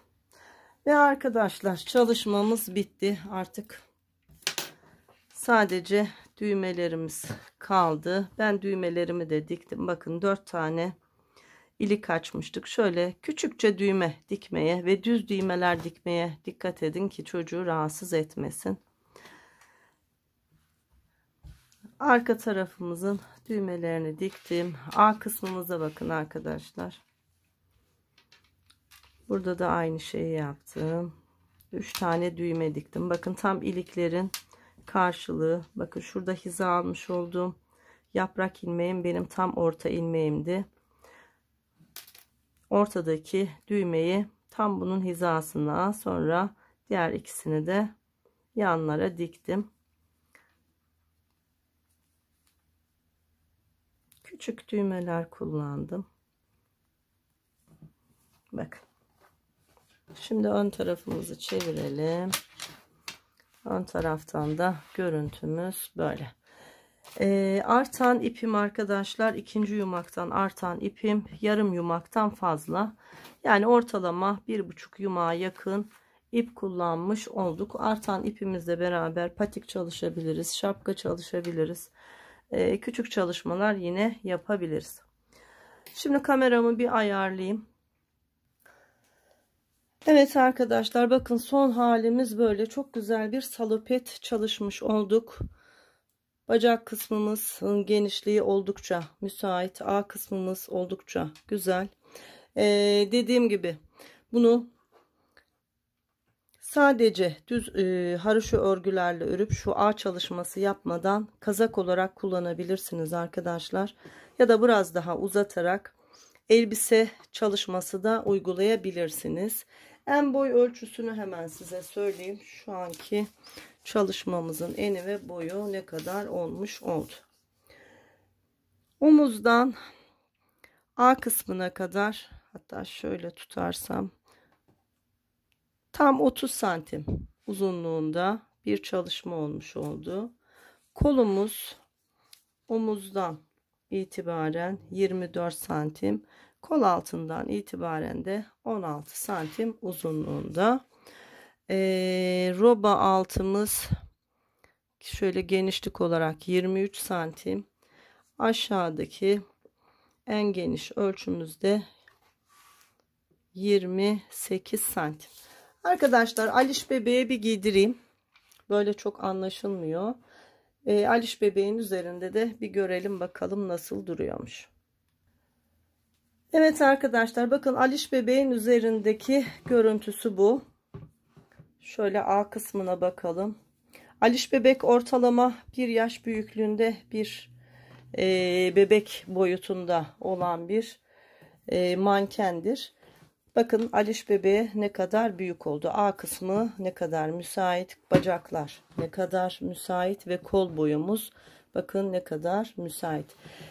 Ve çok güzel bir kalıp çalışması olmuş oldu. Bakın yaka kısmı oldukça güzel, hiç sıkmıyor. Şöyle düğmelerimizi kapatalım.